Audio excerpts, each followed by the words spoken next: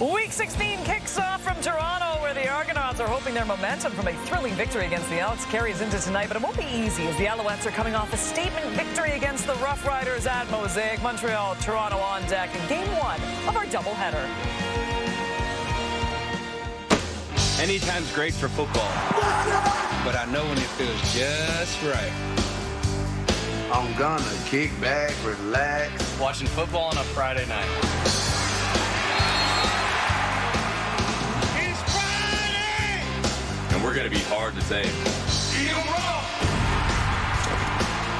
It's Friday! Coast to coast. The CFL is Canada's game. We're all pumped up to party! And we ready for a fight. Kick back, relax. Watching Friday night football. The boys are all back. Playing CFL football. The game is up for grabs. It's Friday night football tonight.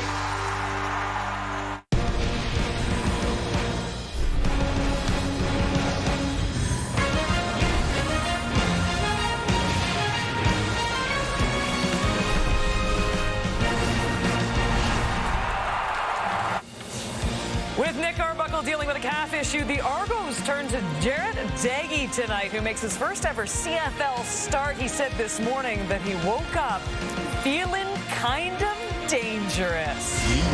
Speaking of dangerous, that would be Tyson Philpott right now. My goodness, he was fantastic. Coming off a career night against the Riders. He's so good, he is absolutely stuck in time. 238 receiving yards, 9 catches, 2 TDs. He wants to move that feeling forward, maybe with a little more movement. Hi, everyone. Enoch Mwamba, Davis Sanchez, Milt Stegall, as we get set for Week 16 in the CFL in Dangerous Daggy. What a nickname that you gave him, Davis Sanchez. Okay. For clarity, that was Milt Stegall that gave him that nickname. But I will say this: the one thing that you noticed, I mean, you talked about Enoch, his reaction to the postgame. He was excited. He's a confident kid. You look at his last year in college; he threw up for a ton of yards, a ton of touchdowns. He's aggressive. I don't expect him to be your average quarterback that comes out here for his first or second time and just checks the ball down. I think he's aggressive, and I think he goes downfield. Confidence, the most important trait. I say this all the time. The most important trait in being successful is confidence. Believe when you're going to be successful. And he believes he's going to go out there and be successful. Evident by what he said this morning when he woke up. He's feeling dangerous. Right. Well, he's going to have to be dangerous because this Toronto Argonauts defense hasn't played well all year long. They had a 3-game winning streak, but during his 3-game winning streak, they're giving up 32 points a game. So he's going to have to be dangerous to have an opportunity to win this game. Yeah, on top of the 32 points a game that you're talking about, Milt, the one thing that I'm concerned a little bit for this offense and Daggy's first game is it's not just about that they've been winning or you know, managing these games. It's how they've been doing it. Nick Arbuckle has had to put so much on his shoulders, and now Daggy coming in his first start, and he's going to have to match what Nick Arbuckle has been doing. And this offense has been averaging 55.7 rushes per game, the last in the league. They have to find ways to alleviate a little bit of that pressure. It's going to be a lot for him, but let's see what you got, Danger Dad. Do you guys all wake up and say, I feel a little dangerous today? I say I wake up and I feel beautiful once again. Depends if the girls are all over me, Kay. I don't know how much sleep I got. What you say? I feel short Stop again. it, man. I feel short again? It's crazy.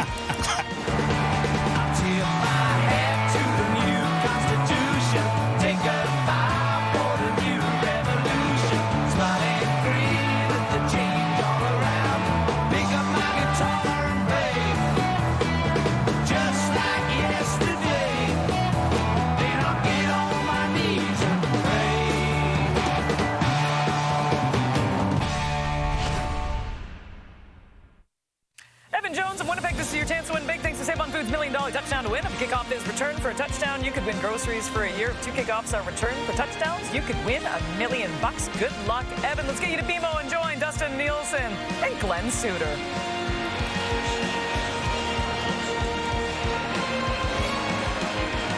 Week 16 on the CFL sked, set to kick off on a beautiful Friday night at BMO, with the Argos and Alouettes set to meet for the 3rd and final time this season. Toronto has saved their season with 3 wins in a row. Montreal coming into this one off of a huge upset against the Riders, highlighted by an all-time night from a Canadian kid. Yeah, Tyson Philpott, what a night for him back in Saskatchewan. 238 yards. That was the second best game for a receiver in Al's history. He was targeted 9 times, caught all 9, and found the end zone twice. Chad Kelly for the Argos isn't ready. Nick Arbuckle is injured and was injured last week versus Edmonton. So the Argos will go with 27-year-old Jarrett Daggy.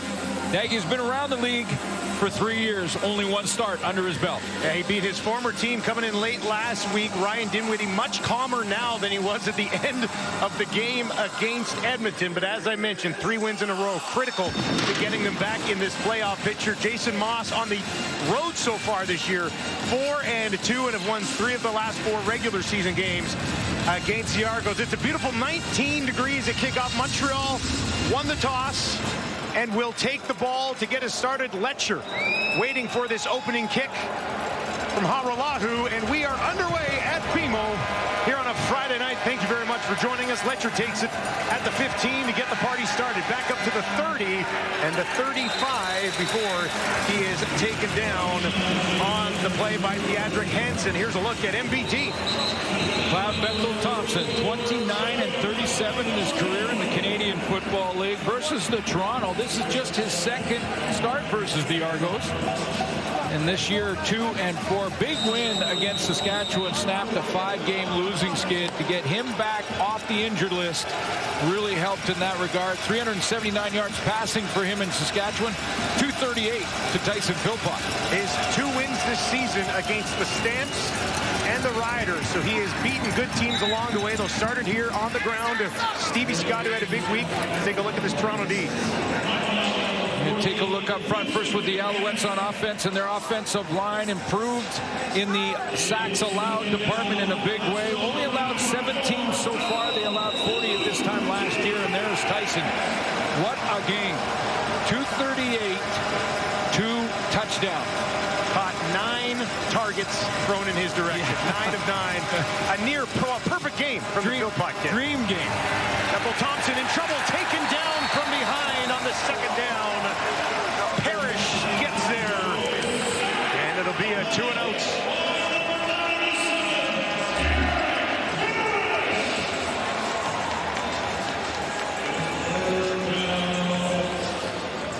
Parrish just nice speed rush off the edge on McCloster and gets home to get the first 2-and-out of this one. Good start on defense for the Argos.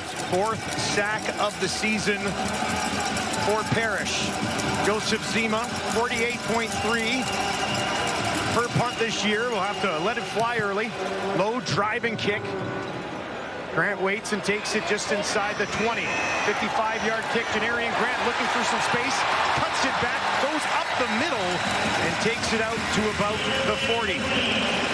Excellent field position for the first start of the 25 season for Jarrett Daggy. You mentioned he cleaned things up against Edmonton last week when Arbuckle went down. Together a nice drive that was important in that win.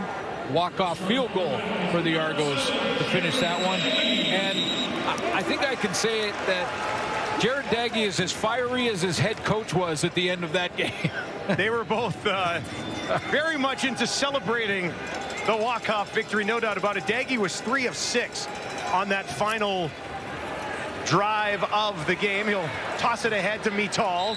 He's wrapped up by Najee Murray. Let's take a look at the Toronto offense. Well, take a look at their 2 tackles. Brandon Kemp on one side, Ryan Hunter on the other. 3rd start for Hunter coming off the injured list. They're going to go up against Isaac Adiemi Berglund, who's got 8 sacks in the campaign. More on him as the game goes on. And the receiving core, how about Jake Herslow, who has found the end zone? He's got a nose for the end zone. You think? Last 3 games, 2 touchdowns per game. He's got touchdowns in 5 straight, 8 over that stretch. Best in the league over the last 2 months, no doubt. Here's Daggy, a ton of time. Now he's going to take off, tries to lunge ahead, and that should be enough for Toronto. 1st down. Mentioned that 1 start for Jarrett Daggy back when he was a member of the Edmonton Elks against Ottawa. Didn't get the win in that game. Went 19 of 33, 223. Got into some interception issues in that one. Had 3 picks and just the 1 touchdown. But nothing like getting that first down in your first start to get things going. Got to help you settle in a little bit. They will work from their own 50 here. Daggie's got 3 options out to the short side right. Hands it off to Spencer Brown. Let's take a look at this. There's a flag on the play. See which way this one is going to go. It's going to be a hold against Toronto, I believe. Well, when you take a look at the standings right now. Holding Toronto number 58. That penalty is declined. 2nd down. This game and most of them coming up have playoff implications. No question. 5-win team, the Argos and Ryan Dinwiddie's squad, 5-8. That's 3rd in the division. And Montreal sitting at 6-7 in 2nd place in the division. Well, Montreal already has the tiebreaker between these 2 clubs. So Toronto desperately needs this one to try to keep pace with, eventually finish ahead of Montreal. Flags here. Daggy down the field. That was up for grabs. A little bit too high for Brissett. Covered there by Murray. Looked like some early movement on that defensive line. Yeah, unless he was drawn. Defensive offside. Montreal number 9. 5-yard penalty. We're going to replay 2nd down. Jeffrey Canton Arcu, the guilty party. And that stand-up position just inside. A lot of different looks up front defensively for Noel Thorpe's group. Seen it many times. Just jumped in that neutral zone. So very manageable 2nd and 5. Smack dab at midfield here for Daggy. They'll go 5 wide. Brown stands into his right to help protect. Daggy gets it away. 1st down marker will be enough. And he goes to Herslow for the first time tonight. Well, you know, when you got a young quarterback, and you heard the panel talk about it, do they get the run game going? We talked to Dinwiddie about that. But your receivers want to be crisp and precise. And make sure when they get a chance, make those catches, get some confidence built in Jarrett Daggy so that he feels comfortable. Pretty good throw, though, just to get this drive going. Daggy has completed his first 2 attempts of the ball game. They work from the Montreal 47. Alouettes send 5. Daggy on the run to his right, throws on the run, finds a man. It's Ungerer. Ungerer broke 1 tackle, and he'll be forced out of bounds by Dequoy at the 30-yard line. Really like the call here from Ryan Dinwiddie, too, because it moves the launch point for Jarrett Daggy.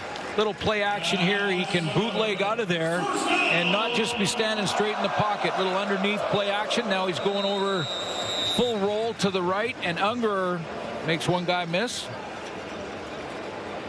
Nice 1st down.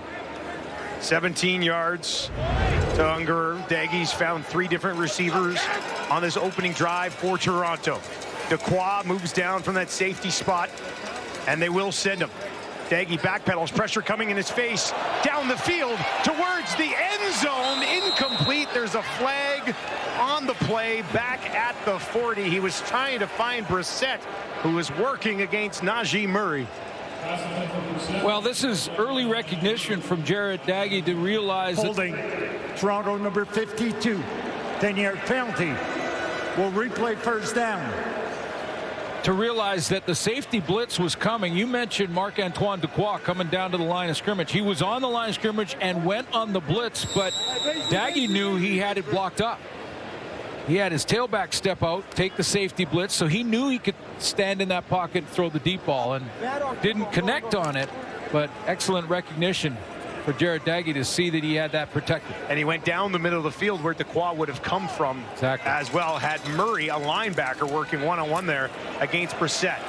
Now they'll just dump it off. Mittal pushes it ahead. That's a hard 15 yards against this Montreal defense.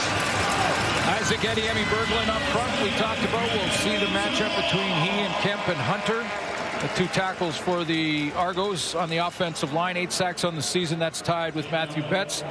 Tyrese Beverette had 10 tackles versus the Saskatchewan Roughriders. That led the team. And the 2 corners, excellent games out in Saskatchewan. Lorenzo Burns, I thought he had 4 or 5 knockdowns. Turns out in the stats it was only 2, but it looked like the way he was playing it was 4 or 5. We did that game. He was all over the place in this secondary. Now some pressure. Daggy got rid of it. Najee Murray with the hit on Metal right at the 20. That is close to a first down. Yeah, see, this time Daggy recognizes again he's going to have the blitz coming from the second level here, but it's not blocked, so he's got to throw a hot route quickly. He can't stand in there and throw a deep route now because he's got a blitzer and Wesley Sutton coming off the edge from the secondary. Recognizes that, knows he's got to throw hot. Third catch of the game for Metal. He's got 26 yards early. They do get the first down, and the Argos march on. Right on the edge of the red zone. 3 to the left, 2 to the right for Daggy. Looks to the left, throws over there. They'll try to set up some blockers. And bouncing off of a couple of tackles was Herslow. And it'll be second down. Asked Ryan Dinwiddie about, you know, is it more emphasis? Do you need to really lean in the run game when you have young Jared Daggy in his second start in the CFL playing quarterback? And he said, yeah. Not really. I don't think they lean on the run game in Toronto, do they? They don't at all. He basically told us, yeah, no, not really. I don't want to be in second and long, and I don't want him in second and long if the run game isn't going. So we'll throw it on first. Throwing here at 2nd and 9. Daggy's 6 for 6. He's going to dump it off to his running back. Heads up. Tackle made. Lorenzo Burns sniffed that one out, was all over it. And it will be a field goal attempt after a pretty good drive for Daggy to start this game. Oh, excellent drive. Play calling, a lot of variety in it. Moved the pocket a little bit, got him outside on the roll, used his legs on one play early in the drive. A little late on that throw to the flat, but we'll put the field goal team out there. And I would say, yeah, very successful in your second start. Move down and get into field goal range. Aralahu, a walk-off winner last week. This one, 25 yards just inside the left hash, and that is up to the little post, but he sneaks it inside the upright, and Toronto goes on top by a score of 3-0 here at home. MBT, monster week last week to pick up a very important win and snap a 5-game slide for his Alouettes. McLeod Bethel-Thompson snapping the longest losing streak that the Alouettes had since 2018 with a big performance last week. 20 of 26. And Tyson Philpott told us this week that on their first RPO, run play option play, he actually handed it off, but the way the Riders played that defensively gave them the cue that that was going to be a matchup they wanted to go and try and exploit, and boy did they ever. Yeah, Philpott, just a monster game, 238 yards, second most in franchise history. Justin McInnes had 243 for the BC Lions, another Canadian receiver, just last year. Let's take a look at this Toronto defense. Andrew Chatfield up front, 7 quarterback sacks so far in the season. That leads his team. Got his first career TD with a scoop and score against Edmonton. And when the games become more important, playoff implications, your leaders step up, and that is certainly the case with Wynton McManus. 6 tackles against Edmonton and a sack. And Ryan Dinwiddie tells us the most consistent defensive back they have back there this year is Tavares McFadden, who moves in at halfback. He leads the team in interceptions. He's got 4 of them, 6 knockdowns as well. MBT under pressure, batted away and taken away by McManus. He'll be tracked down by Philpott, but McManus steps up, finds that ball in the air, and he's got his second interception of the season. A rough start for McLeod Bethel-Thompson, sacked earlier. This is deflected by Lanier into the hands of McInnes, and the Argos in business again.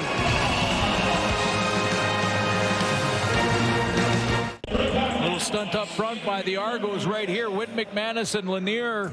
The stunt on the 5-man pressure, and actually Jamar McCloster, the right tackle for Montreal, plays it pretty well. He drops his man, picks up McManus, but this big arm and hand up in the air from Lanier knocks the ball into the hands of McManus, who was pushed past the pocket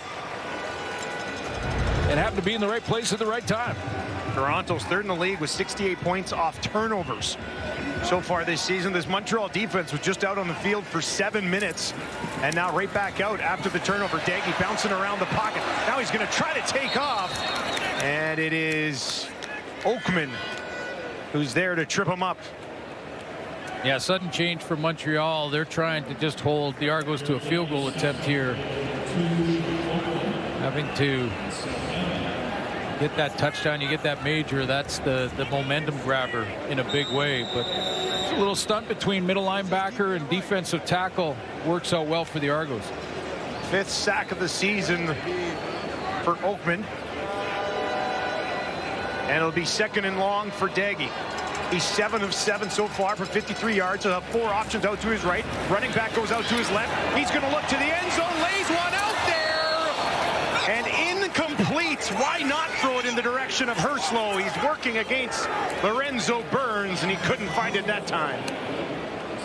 Well, Lorenzo Burns putting together a nice campaign here in 2025. Look at him just calmly takes the inside move, sits on his back pedal, and then is right there making it. Has to be almost a perfect throw and catch because he was right on the upfield shoulder of Herslow.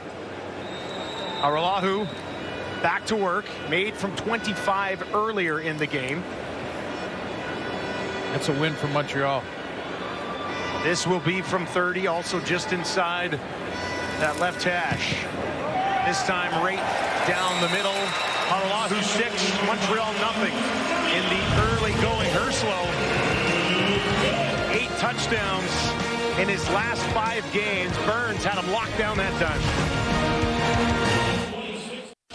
As far as the standings go in the East, a huge game between these two clubs. For more on the mindset of both teams, let's send it down to Matthew Shinetti. Yeah, now we're at a point in the season, Dustin, when motivation oftentimes holds up battered football rosters. You could see it last week, and I was here in Toronto, when Ryan Dinwiddie and Jared Dagey ran right across the field to Edmonton sidelines. It really showed their emotions as the Argos walked it off.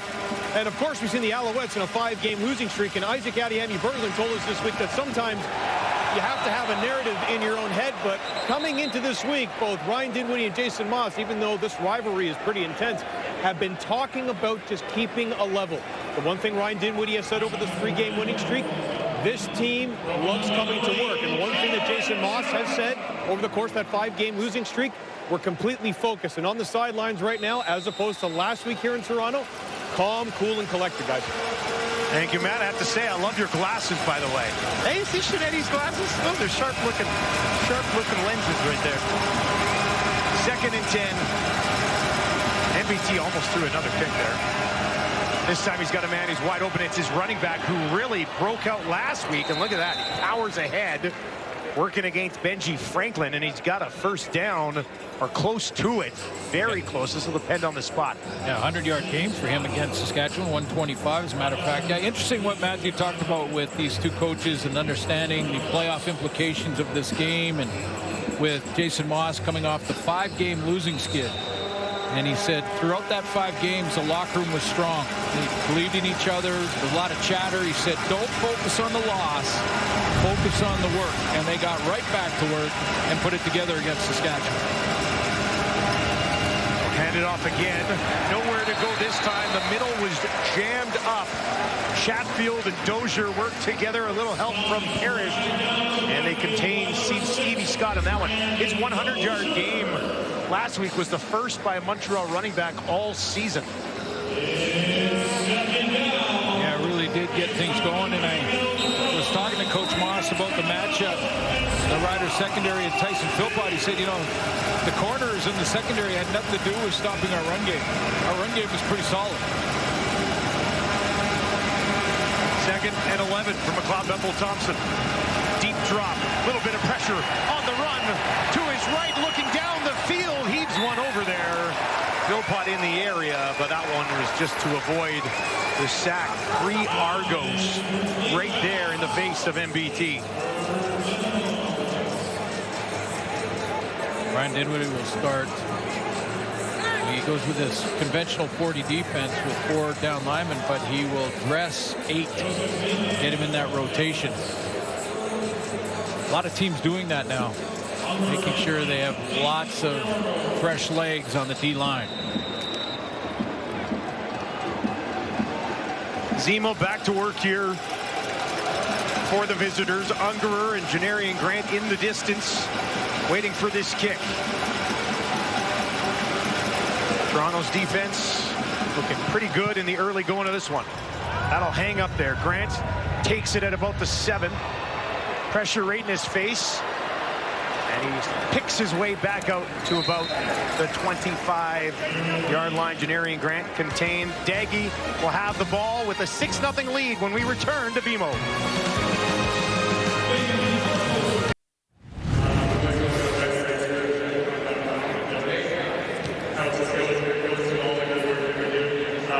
He could take it. Casper Wright is popping him there, and he's actually in attendance. He is down on the sidelines. I don't know how familiar he is with the sidelines, but let's sit it down. It's Jeff O'Neill with Luke Wilson. Those ones, man. Yeah, I thought it was only the giving. Hey, you know what, though? I will say, to mention physicality, the opening kickoff, I didn't even catch him up. O-Dog said, damn, that was a great hit right there, and you got to respect it. Because, I mean, Parksy, what is it like when you come out and you lay a hit, we're going to see here in a sec, to start this game out right on the bottom of your screen? How's it like in a hockey game, first shift, get a big hit like that? I think it just sends a message, Luke. You know that better than anybody, that you're just ready to play. And if you're just sitting around waiting for skill plays, it's usually a dangerous game to play. So physicality, you always talk about it. Line of scrimmage, physicality wins games. That's why it's so important. I love it. I love it. I'm telling you right now, the more physical team's going to win this one tonight. More physical team's going to take this one tonight, especially in a bitter rivalry like this. I would think things probably get cranked up a bit here, don't they, Luke? Definitely. And again, I mentioned this in the pregame hit, but the whole Ontario-Quebec thing also adds another level. So you got the playoffs on the line Friday night in Toronto. It's there's a little testy on the sideline behind us right now. Beautiful. No handshakes at the coin flip. Yeah, the coin flip, they didn't handshake, no pats on the shoulders, nothing. It was just head to your benches. And I love that Jeff mentioned that the special teams physicality can set the tone, because it really can. I mean, your special teams, a lot of backup players playing those special teams, but if they're flying around, it really jacks up the entire squad. Daggy will have 4 out to his left. Pressure comes from his left. Can he get away? He escapes, backpedals down the field, almost intercepted. A little bit too high for Cabianento, who actually leads this team with 4 INTs. Yeah, I highlighted the 2 corners in the intros. Lorenzo Burns with a big game. He leads the team in knockdowns. And Kavion Ento, who you just mentioned, leads the team in interceptions and almost had his 5th.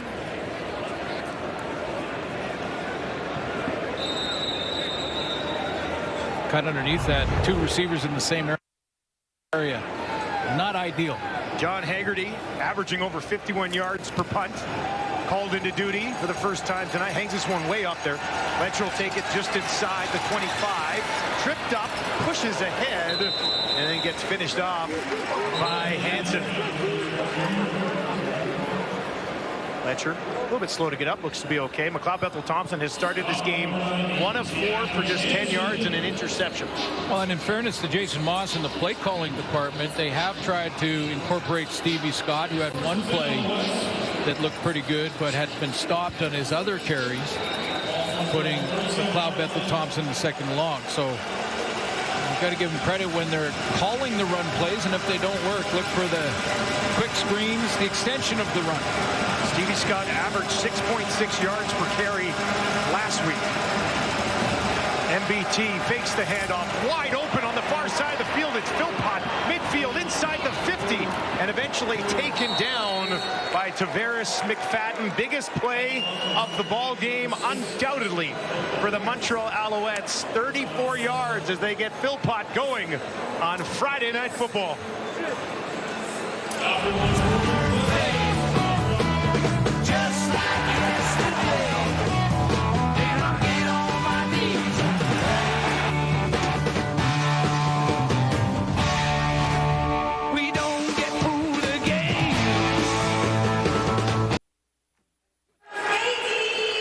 Welcome back to BMO in Toronto on a beautiful Friday night. It's the Argos with the lead as we get set for 2nd quarter action. We had O-Dog down on the sidelines a little bit earlier.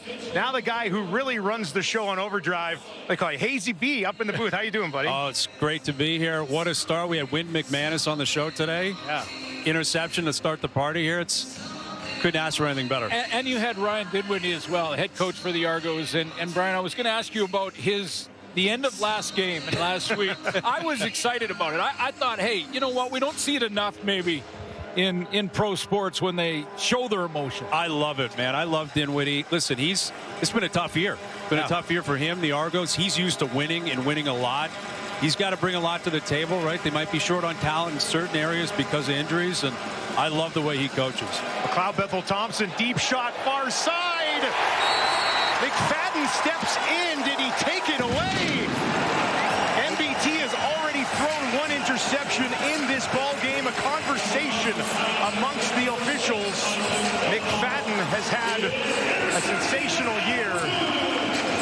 Now, in fairness to McLeod Bethel-Thompson, after last week's game with Tyson Philpott, he just probably showed the previous play is under review by the replay center. He just thought, I could just throw it up to Tyson. He'll come down with it, but I think that right foot got down. The right foot was down before the left one came down out of bounds, wasn't it? So, got the catch there, right foot down. I think he's in. I like it. That's an interception, I Brian. think so. I'm willing to call it. They want to come upstairs. I'll say confirmed right now.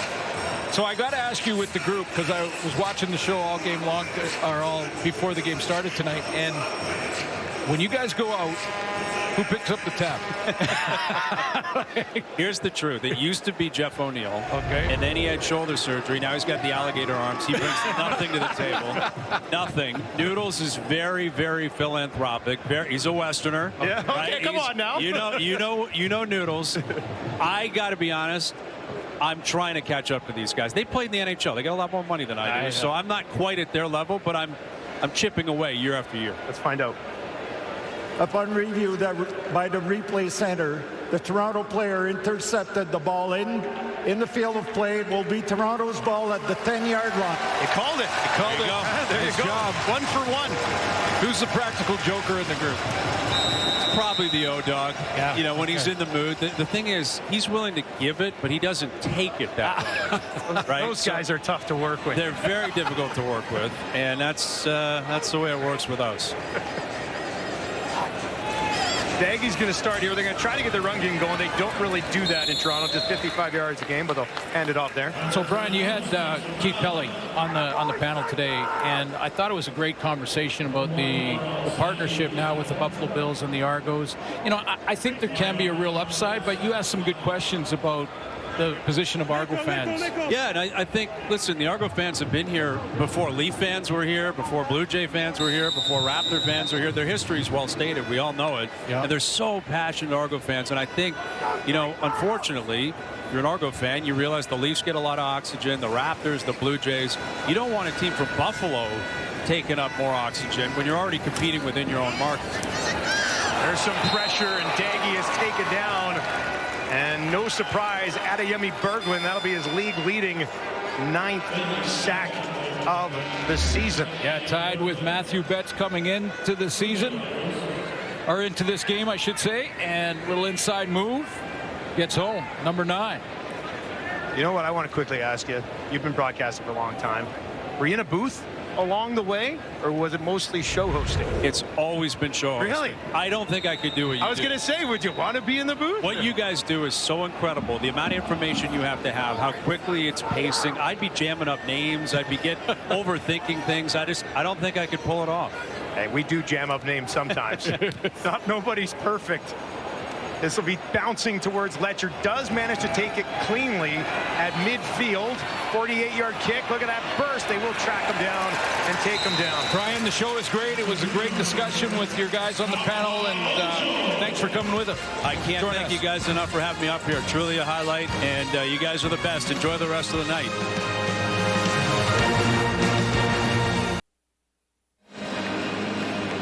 The hit docuseries is back for a brand new season of exclusive insight, player interviews, and behind-the-scenes moments.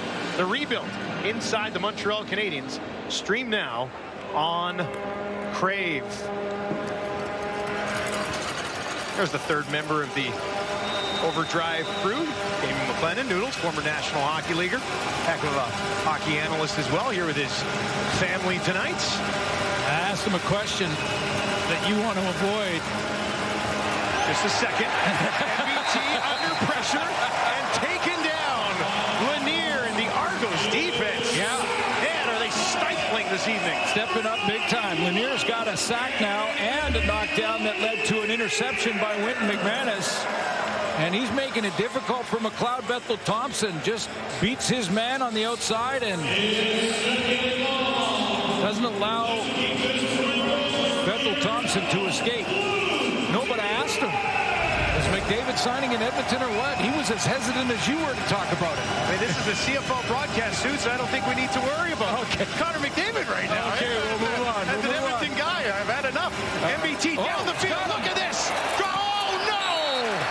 Oh, Rambo stumbles and couldn't hang on. Well, he had him deep. He had him and just missed him. I think the throw took Rambo out of bounds. He's trying to adjust to it, but yeah, that throw took him right out of bounds. Boy, if they can get Rambo going, they have targeted him on plays over 20 yards 15 times and only completed 3 of them. And Rambo is a deep threat if they can get him going. He also doesn't have a touchdown yet this season. Austin Mack also doesn't have a touchdown this year. Mack missed some time, but still you like to get those 2 guys going. Low snap, but Zima went and got it, kicks it away. Janarian Grant at the 10, 42-yard kick. Short return on the near sideline. Argos on a beautiful Friday night with the lead at home.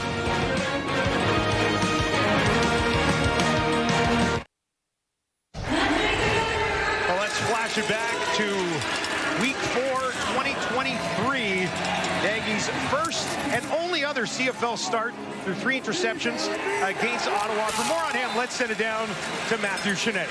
Now, I spoke, Justin, to Jared Dagey before that start in Ottawa. He had all the confidence of a young American quarterback coming to the CFL, looking at the longer, wider field and thinking he can just carve it up. And as you mentioned, 3 picks, and then he was benched later in the game. And as he spoke to us yesterday, it's the renewed perspective that he has on the field, because he said watching Taylor Cornelius and watching Trey Ford and even McLeod Bethel-Thompson last year helped him have a renewed perspective on just the size and the depth and the extra defender of a CFL game. And he said last week that getting an early and very easy completion in that touchdown and that field goal drive to end the game really helped him kind of process the game a little bit more. And he said particularly about McLeod Bethel-Thompson, knowing that Jared Dagey could be starting for the Argos the next few weeks, he did note that MBT showed him what preparation and leadership really looked like, guys. Well, he didn't get much help there from Polk. That one right through the hands of Mackay Polk, and now 3 incompletions for Dagey in a row. A couple pretty talented guys watching on there, though. No question. 3rd game back for Mackay Polk. He's led the team in targets and catches since his return. Now they'll go over the middle. Be tall. 4th catch of the game. Sankey and Beverett right there. And it will once again be Toronto having to punt this ball away as Big John Haggerty trots onto the field. We'll say this about Jared Dagey. You go back to last week in that 3 of 6 and the setting up the walk-off game-winning field goal. He was as fired up as Dinwiddie. And I mean, we're talking the trash talking apparently that was going on that started in the warm-up of that game against the Elks. They kept their composure and didn't really react throughout the entire game. And then at the end with that walk-off, Dagey was fired up.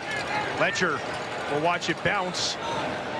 And eventually he'll grab it near sideline. 49-yard kick. We're talking about Dagey and going against his former club last week. Came into the game, got the win, and he and his coach letting the Elks know about it.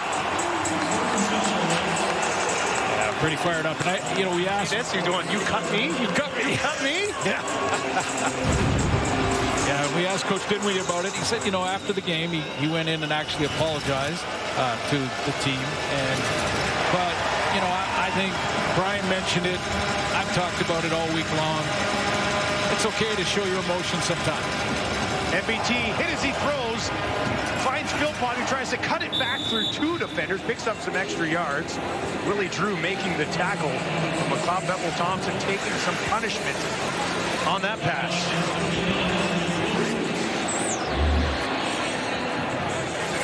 Pressure coming in different forms on Cloud Bethel-Thompson in this game. I mean, even when he's completing a pass, he's paying the price for it.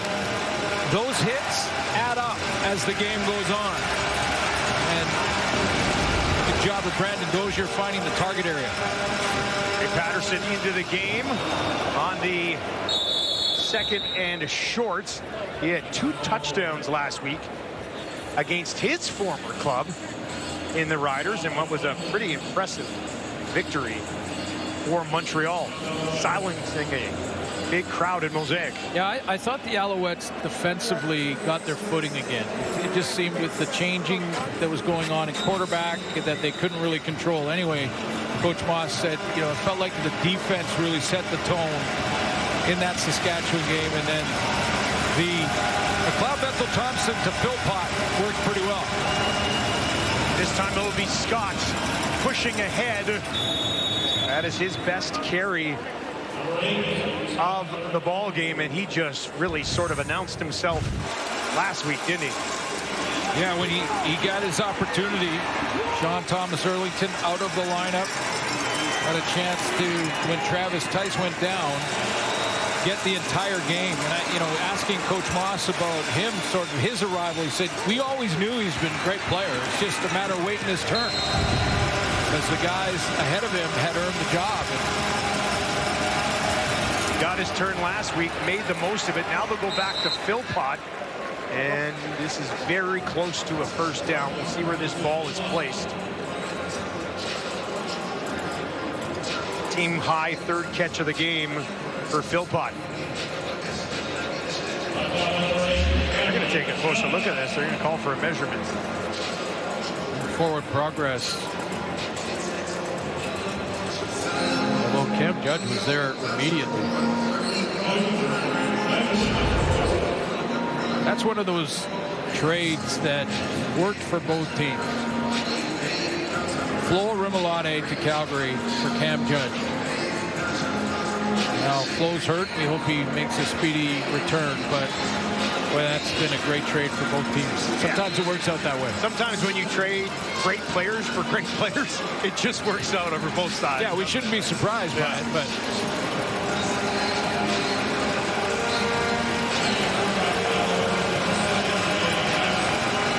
so it'll be 3rd and inches.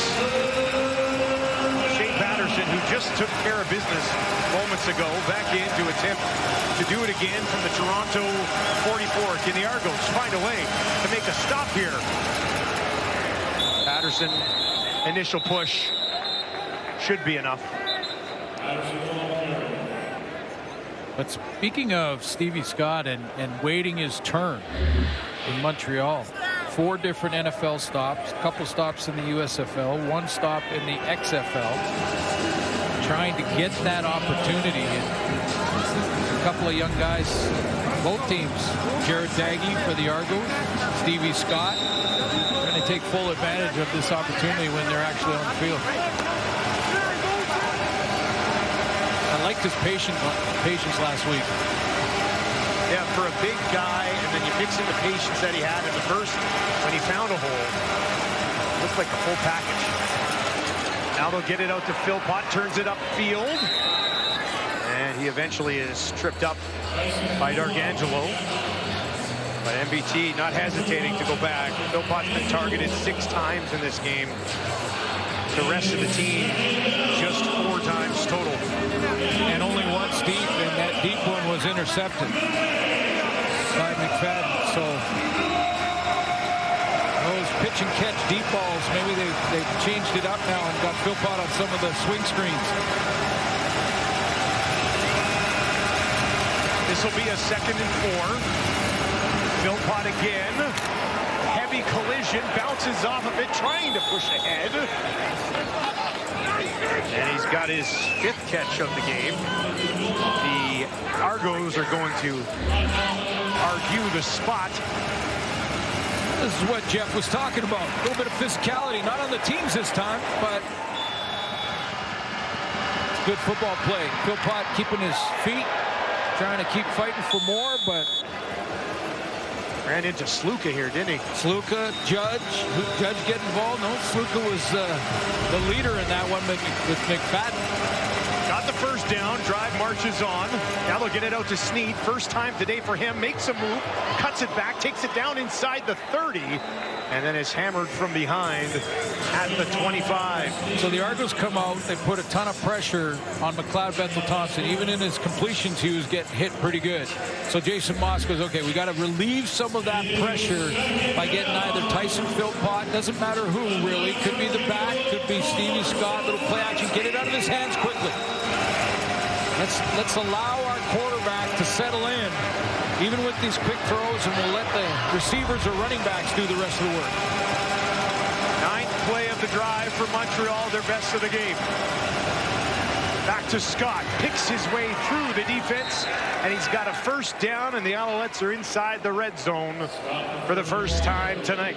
And he wants to keep eating. That's what he just signaled to Coach Moss. He just looked over there and did that signal. I just want to keep eating, keep going. That's a little example of his patience. Just picking his blocks, a couple of jump cuts. Nice run.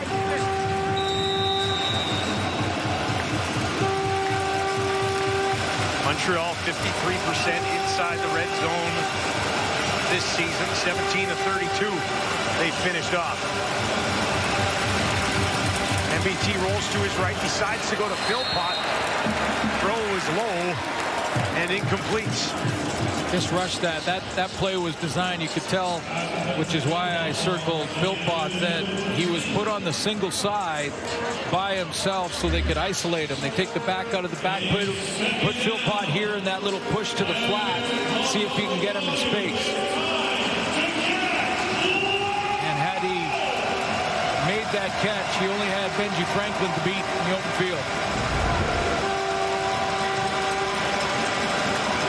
Second and 10. Alouettes trying to not have this drive stall out. Pump fake from MBT. Now he gets it away. Finds Rambo towards the end zone, and he walks in. First of the season for Charleston Rambo. And the Montreal Alouettes are on the board. Clearly Rambo heard you, and he said enough is enough. I got to get a touchdown. I got to get one on the board. Again, if somehow they can get Rambo going here, and this may be just the key play to do it. Little crossing route. Extra second for McLeod Bethel-Thompson in the pocket. And Rambo finds the end zone for the first time this year. A drive that Montreal had to have. Nothing going offensively in this one up until that. Maltos Diaz for an Alouettes lead on the road here. And he smooths it through the uprights. It was an 11-play, 64-yard drive that took over 6.5 minutes. And for the first time this year, Rambo finds the end zone.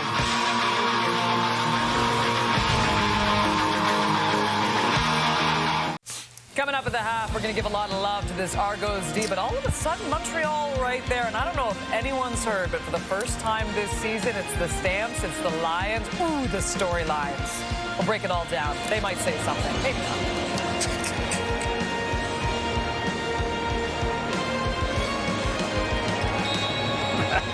That's going to be a great matchup. Vernon Adams versus Nathan Rourke. And what a drive by the Alouettes, capped off by Charleston Rambo. France watches this one, hung up there for a while. Comes down to him just outside the 20. And he is forced out of bounds at about the 30. Let's take another look at that touchdown drive. Yeah, so I love the chess match that's going on between Jason Moss and Jason Shivers, the defensive coordinator for the Argos. They get pressure in the first quarter, so Moss starts calling little check down, swings to the receivers, to Philpott, gets his back involved, and gets the ball out of his hands quicker. And then in the touchdown throw, it's 11 plays, 64 yards. That touchdown throw to Rambo, which for him really is first blood. Yeah. Finishes it off. Shivers prepping for his next look at MBT. Well, now the chess match shifts. Get it out to Mital, who's been Daggie's favorite target. Dequoy all over him. Because now when when the Owls have the ball again. And if Moss is going to go with that swing stuff and the backfield throws to get the ball out of the hands of McLeod Bethel-Thompson. Now, what does Shivers do there now? Is he going to go to sort of more of a man look? So if Tyson Philpott is in that swing, they have a man that goes and just jumps on him immediately. Takes away that option. So we'll see. 2.5 to play. Second quarter, Daggy, pressure coming, gets it away. Coming back to the ball and grabbing it his first low. And he'll be forced out of bounds by Kenton Arku, but it's a first down, Argos. 21 yards to Herslow. It's like Ryan Dinwiddie wants to get him in a bit of a hurry-up look here. Tempo. Call the plays on the line of scrimmage. Alouettes just send 3 this time. Daggy gets it away quickly. Back to Mittal. And Sainty will haul him down after a pretty decent pickup on first down. Asked Ryan Dinwiddie about Mittal. Said he's been battling a leg injury a little bit throughout the season and that we are just scratching the surface. That he is still perfecting the route tree, which is, well, I can get into that as the game goes on, but the tree is all the different route options. Mittal is good and real good at some and still learning others. 7 yards on that last play. Daggy looks to his left. Quick hitter. Finds Herslow again. Makes a move. And gets it down to the 40. Nice response here from the Argos. Daggy to Herslow. Now he certainly doesn't look like the moment's too big for him in this very important Eastern matchup. Had a couple series where he's bogged down with pressure, and now he's come back after the score by Rambo to put together a nice drive. 4-goal range. 4th catch of the game for Herslow, so he's getting him involved heavily here in the early going. Spencer Brown stands in to the left. They'll hand it off to him. Najee Murray wraps him up for a loss of at least 4, if not 5. Najee Murray has played in about 3 different spots for this Alouette team. He's been back in the secondary in a couple of different positions. He's moved up to that nickel spot or cover linebacker. And Sam meaning strong side. That's his 2nd tackle for a loss this season. And a 2nd and long for Daggy, even making maybe a field goal a little bit more comfortable. They'll dump it off. Mittal bobbles it. And this will be a deep one. Now from Noel Thorpe, the defensive coordinator for the Alouettes' point of view, he's rushing 2 and 3 in those 2nd down situations and dropping everyone else, forcing Jared Daggy to be accurate, find his spots. That was just a flat drop, but interesting chess match between these coordinators going on tonight. Aralahu hit from 56 earlier this year. This one from 52, just inside the right hash. That one is up, and he misses it. Letcher will bring it out. Can he find a little bit of room? Back to the 15, and no further. Aralahu 90% on the year, but he misses from 52. It's been a bit of a tough night so far for McLeod Bethel-Thompson. For more, let's go back down to Luke Wilson.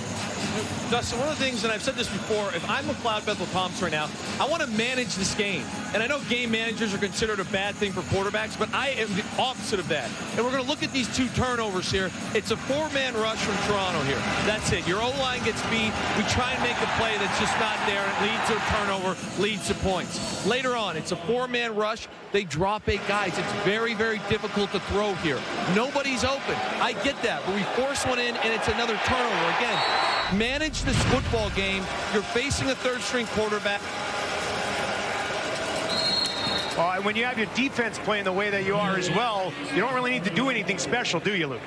No, not at all. And that's where, again, I love when QBs come out here, understand the feel of the game. It's been a defensive grind. Come out here, again, right now we want to score and with the ball. We don't want to give the ball back.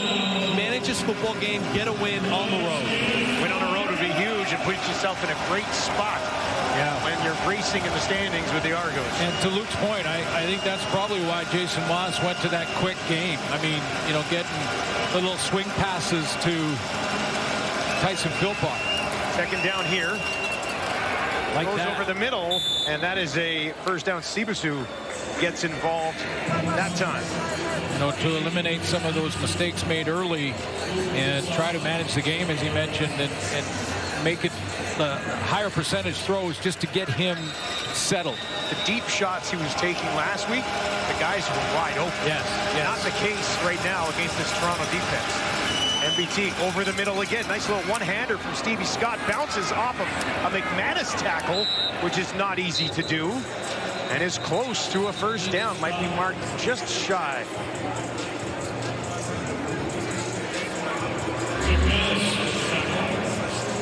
A little pump fake there. There was a couple of crossers. In fact, that's likely a mistake, but you're right. Just bounces off with McManus, who got him the second time. He circled back around. He circled back, yeah. Going to finish that job. They're going to measure this one again. I mentioned earlier, though, Stevie Scott, 6'1", 220. Carrying a lot of weight for a running back, and he used it to his advantage that time. This one. Yes, short. Just shy of picking up the first down. Just 21 seconds left on the clock.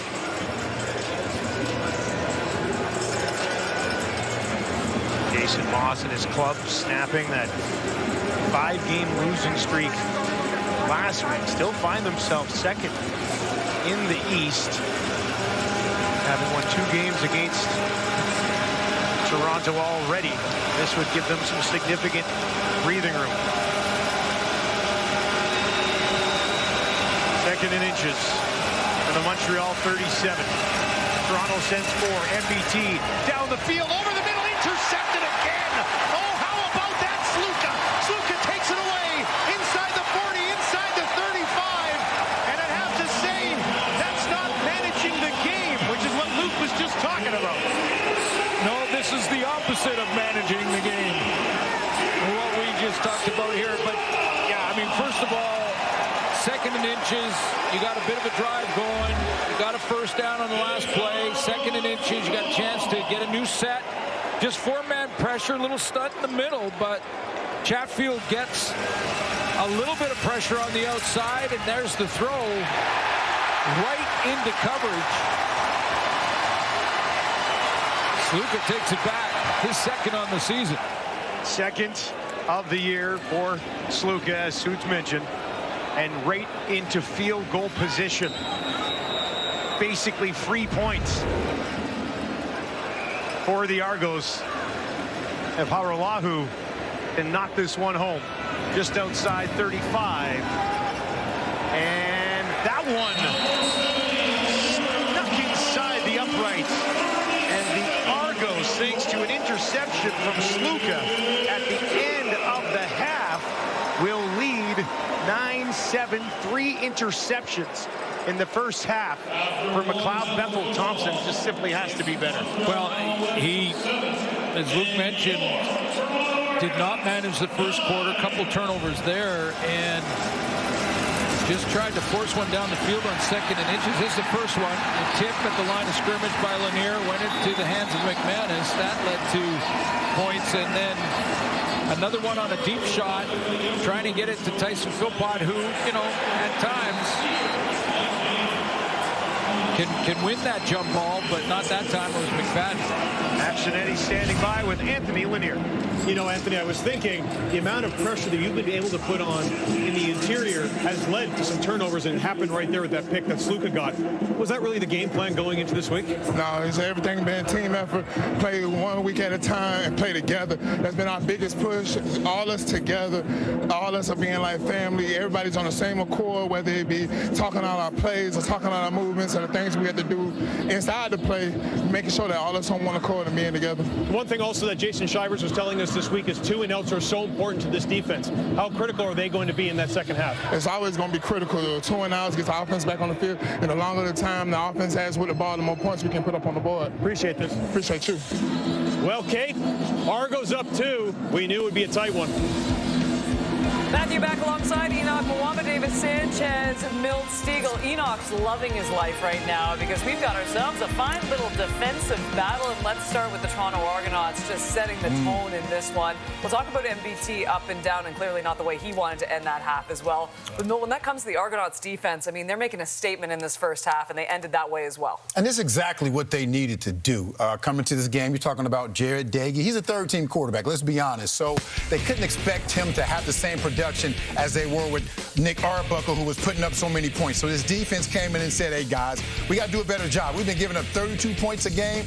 This year, we can't do that if we want to have an opportunity to win this game. And that's exactly what they've been doing. They've been creating turnovers, putting this offense in position to score points. Of course, they haven't been able to put in the end zone yet offensively, but they're leading the league right now. And that's all you can ask for. Ryan Dinwiddie has to be happy with this situation. You didn't want to put your young quarterback in a position where he was going to have to go out there and score a bunch of points. Yes, you want him to score some more, but the way this defense is playing, it's been a great job because now you can come out, you can be relaxed, you can still run the ball. Your quarterback doesn't have to throw the ball down the field every single time because of this defense. So if they can continue playing like this, maybe they don't even need Jared Dagey to come out and have a great game because they've been doing a great job so far this first half. You touched on it. He doesn't have to come down and throw the ball downfield the whole night to win the game, but he has been coming out and taking some shots downfield. Now, look, it's not great, but it's not bad. He hasn't scored the touchdowns that you would have wanted to see, and he probably thought he would when he woke up in the morning, but he's taking the shots. I like the fact that he's been comfortable in the pocket.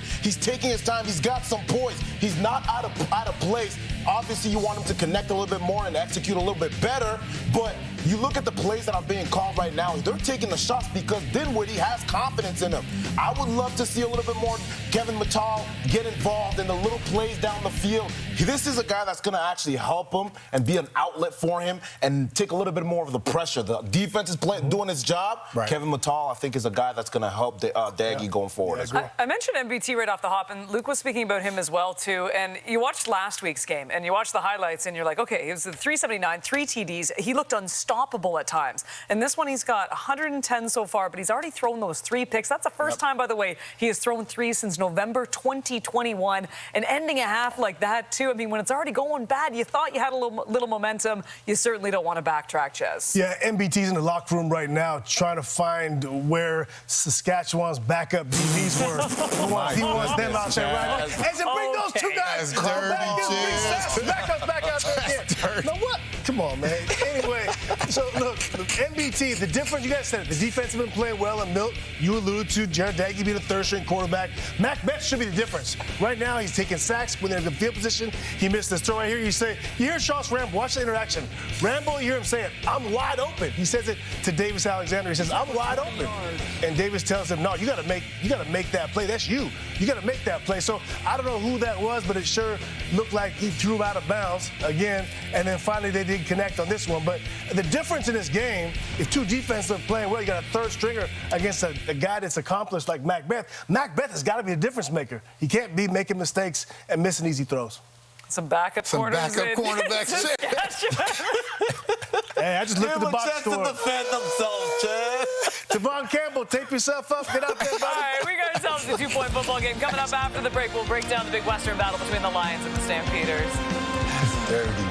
You went all along. We were liberated from the bullet song.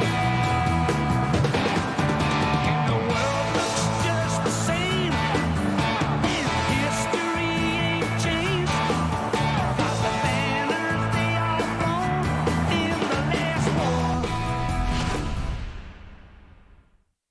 Game 2 of our doubleheader. It is Vernon Adams of the Calgary Stampeders taking on Nathan Rourke of the BC Lions. By the way, you can see that game TSN 3 at 9:30 Eastern. Rourke has just been on a tear. 300 passing yards, 4 of his last 5 games and also chasing a number of records, including Russ Jackson's single-season passing yards, which he might just hit tonight. Yes. VA downplayed the significance of this game. I'm not buying one word that he said. I know that he's had this circled on his calendar. It's the first time these two teams met. Obviously, the BC Lions chose Rourke. Rourke's been phenomenal, but you know VA wants this one, Mills. I talked to VA's alter ego, Vinny, and he told me I'm trying to go ahead and destroy these kids. They disrespected me. They let me go. They felt I wasn't good enough to be the starting quarterback. Now I'm in Calgary destroying it. I'm going to try to destroy him. But also, Nathan Rourke wants to show that they made the right decision. You know, he's been having a great year. As you mentioned, Kate, he has an opportunity to break some records tonight. So this is going to be a matchup like no other. But believe me, VA had this game circled right away, and he's looking to have a big game. The way that season turned out after Nathan came back, they should have kept Vernon as the quarterback. There's no question about that. And that being said, they made the right decision by signing Nathan. I mean, they were in a no-win situation. Right. I mean, you have to get Nathan to come back. He's a franchise guy. He could be your guy for the next 10 years. But VA was playing excellent. That's just the way it is. Nothing's going to change, in my opinion, nothing's going to change the opinion of that in tonight's game. But we do have the 2 of the best teams in the West, 2 of the best quarterbacks in the MOP race going head-to-head. And they do care, who shows out. There's no question. Yeah, and VA is the leader, the professional that he is. He's not going to come out and say it, but he definitely wants to win this game. You know, he feels like he started something in BC and he never got to finish it. Sometimes you got to finish it elsewhere, and that's what he's planning to do with the Calgary Stampeders this year. But VA's last appearance before they had the bye week, he didn't play his best as well. No. He's going to have to show up tonight. This team has had a great defense and has showed up. He's going to have to throw about 6, 7 explosive plays tonight. I want to see the Moose loose. I want to see Barnes. I want to see some plays be made by VA. This is a big game for him. And as we were talking to now, life without Flo Rimalotti, I mean, that injury is so significant to that team, so we'll see how the Calgary Stampeders respond. Obviously, their last game before the bye, they lost to the Edmonton Elks at Commonwealth. Chance for a victory tonight against the BC Lions, the first meeting between the two, as mentioned. That'll start on TSN 3, but meanwhile on TSN 1 and 4, the conclusion of the Montreal Alouettes and the Toronto Argonauts. Argos currently up by 2, up back to BMO after this.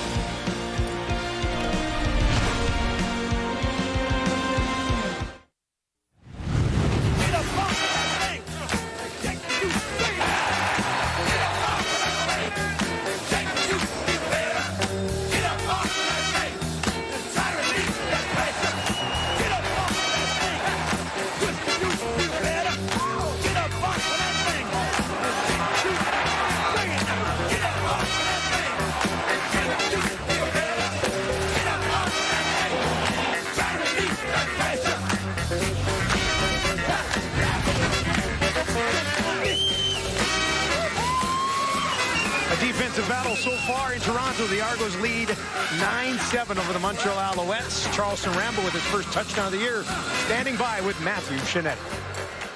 I got to ask you, Charleston, were you gripping a little tighter, knowing that you wanted to get that first touchdown of the season, and take us through that touchdown? We had a mesh play written up. I seen zone. I kept it going. So Ford found me, gave me a good ball, get on field. But for sure, securing the ball. So, the ball is our friend. So we got to take care of him to get it on. Also taking care of your quarterback is going to be a big deal in that first half, given the second half, given the pressure the Argos are putting him under. What was the message from Jason Moss to the offense at halftime? Just finish. All we can do is finish right now. Second half, come out with a bang. Starting on defense, got to finish. Appreciate you. Yes, sir. Thank y'all. I think he nailed it when he said the football is your friend. You got to take care of it. That's an old saying in football. When you drop one, your teammate will walk right over and go, "The ball is your friend." Rambo. Nice job. Altos Diaz will get us started. Second half is underway at BMO. This comes down to Janarian Grant contained for the most part so far tonight. That's a little bit of blocking and pushes it out beyond the 40. Take a look at the first half of Jared Daggy in just his second CFL start. Yeah, it wasn't terrible. It was that first drive went right down and got into field goal position for a field goal to start this game, and looked comfortable. Didn't look like the moment or the game is too big for him and too much. Was under the gun a little bit in the second quarter because of Montreal pressure, but a lot of quarterbacks have been in that situation. Comes away from that half with a 2-point cushion. Fakes the handoff, throws. He'd want that one back. Yep. One hopper in the direction of Ungerer. You saw the reaction immediately. Just looked like his footwork, the fundamentals of throwing on the run, just kind of fell apart there. Still shaking his head. Yeah, he knows that. Got to let that one go. Ungerer had separated himself a little bit from the defender. A miss to start the half for Deggy. Let's see what he can do on a 2nd and 10. Mackay Polk will slide in behind him.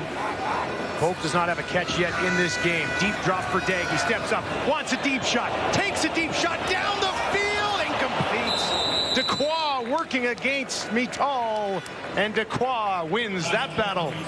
One of the things in the first half, in that first drive for Jared Daggy, was I thought his recognition for being in his 2nd start was very good.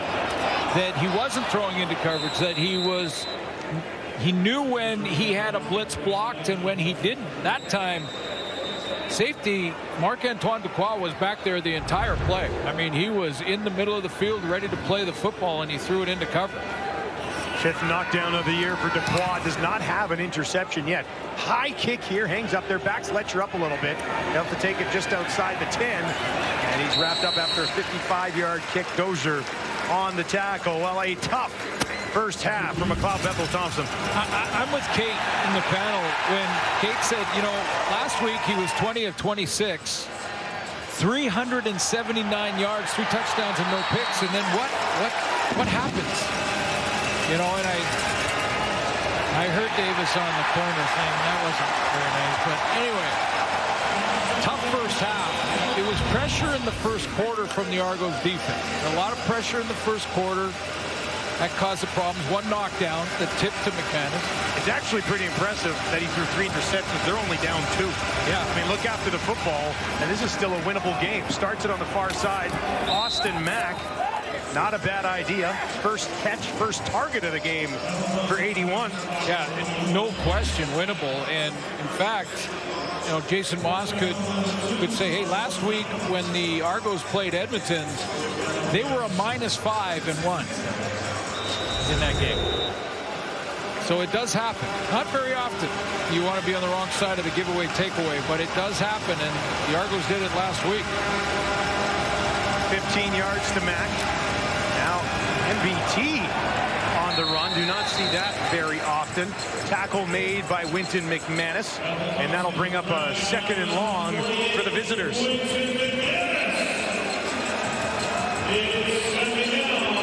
Yeah, no surprise that Winton McManus is stepping up when the games become more important. Not that he wasn't early in the season.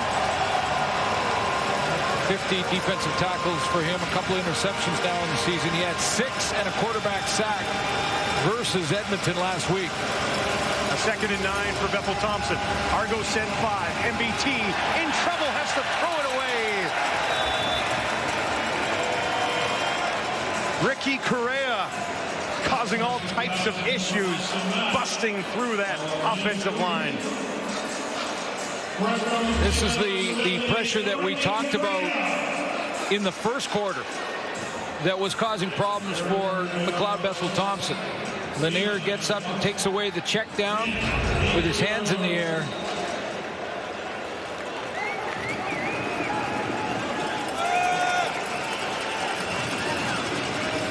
Zima called into duty early in the second half. Denarian Grant waits just outside his own 20. Zima, he's due. Far side, finds it. Does Grant at the 30, 44-yard kick, returns it to the 40. Not that time, but I agree with you. He's due, and I like it when he takes off. MBT gobbled up by Ricky Correa.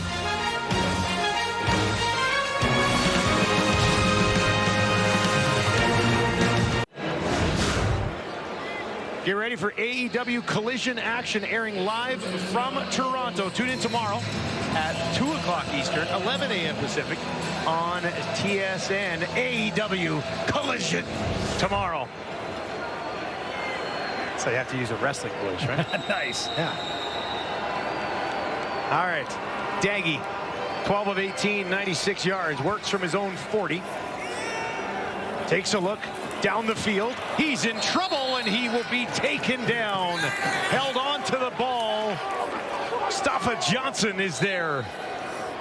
You know, with Jared Daggy, he's going to probably lock in a little bit more. He's got a go route down the sideline, or skinny post, I should say, and he's locked into this. He wants this. He's going to step up, stop it right here. This is the one he wants, and watch the double coverage that occurs as he steps up to try and let that one go. Nope. Can't get there. It's double. First sack of the season for Johnson. Defensive battle at BMO here. Montreal sends 3. Daggy escapes. Now he's going to take off on the run. Finds himself in trouble. Nowhere to go. And he'll just bury his head with Ento watching on. And they will be forced to kick it away. 3rd and 11. And Toronto, so far in this football game, have had to settle for just 3 field goals offensively. 2 of them off of turnovers by the Montreal offense.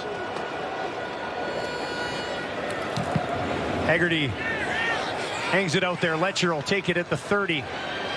Pushes it out beyond the 35, 42-yard kick. I think it's safe to say with his performance last year, Tyson Philpott, certainly an all-star in the Canadian Football League.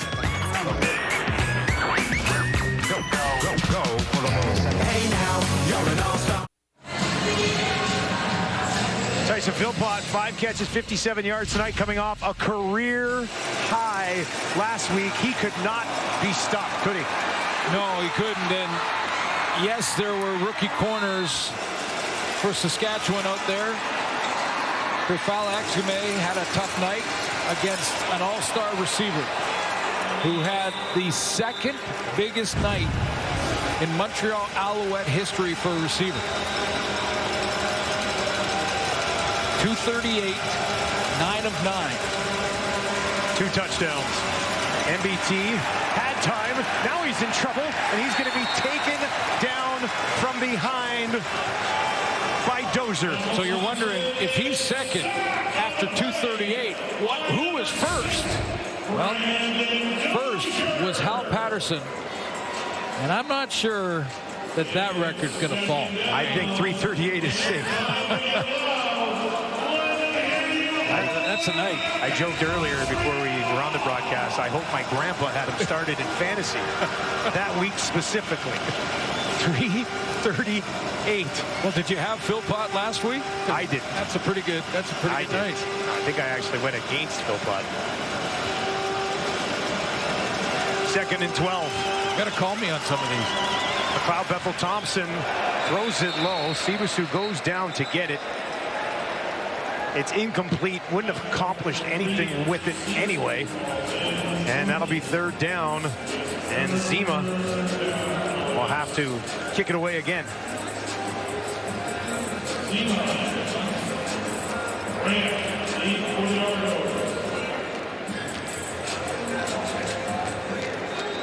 Denarian Grant averaging 13.5 yards on punt return this year. Has 1 return touchdown, came on a kick return. And he stands in the distance as Zima gets set to boot it away again. And he'll try to drop it just inside the 30, and it bounces out of bounds. Let's talk about the 2025 class for the Canadian Football Hall of Fame. Hall of Fame game tomorrow. Edmonton will be in Hamilton. Brian Chew going into the Hall. Javon Olafoye going in. 6-time All-Star for the BC Lions. Scott Flagel, safety for Winnipeg. A lot of his big seasons with the Bombers. Jermaine Copeland, lightning rod of enthusiasm over 10,000 yards. Darryl Hall, who, when we talked tweener, really invented the position. We're going to talk to him tomorrow night in Hamilton. Congratulations to all our inductees, including in the builder category for Glenn Johnson, former official, head of officiating, and Frank McChrystal. Should be an outstanding game tomorrow. Polk wanted the flag, got one in the secondary. Flag came out late. Robert Kennedy is a little bit of an argument there, but it was a crossing dig route. Defensive pass interference, Montreal number 31. Automatic first down. Another guy who's played multiple positions for the Alouettes. Played that nickel spot. It's Mackay Polk on the crossing route. Boy, sometimes it's not much in the actual, trying to adjust the route or limit the route. But as soon as that jersey comes off the back, you see the stretch? The flag is out. I mean, that's the giveaway. Now they'll hand it off to Spencer Brown, trying to get back to the original line of scrimmage, and he's going to be marked for about a loss of 1. Like it really might not even impede the receiver sometimes. But if the jersey comes away from the back of the receiver, it's an easy call for the officials, and that's going to be pass interference every time. It wasn't a bad idea from Daggy to try to get Polk going. He does not have a catch yet in this game, and since he returned to the lineup here in Toronto after a stint down in Atlanta, he has led the team in catches and targets, but no catches so far in this one. Daggy, deep drop, still by being a little bit of trouble. Flag flies, Daggy on the run, and he'll be taken out by Beverett, but multiple flags, and this is a hold against the Argos. Yeah, it'll be coming back. Couple flags there. Holding Toronto number 58. That penalty is declined. It will be third down.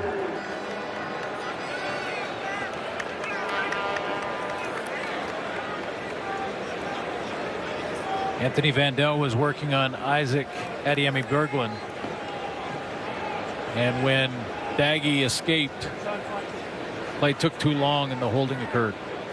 Midway through the third quarter, the Argos have just 99 yards of offense so far in this one. Daggy's 12 of 18, and they essentially don't even attempt to run the ball. Haggerty lays this out there. Letcher will take it at the 20. 49-yard kick. Letcher finds a little bit of space, gets a block, pushed out of bounds at about the 40-yard line as the Argos lead the Owls in a defensive battle in Toronto.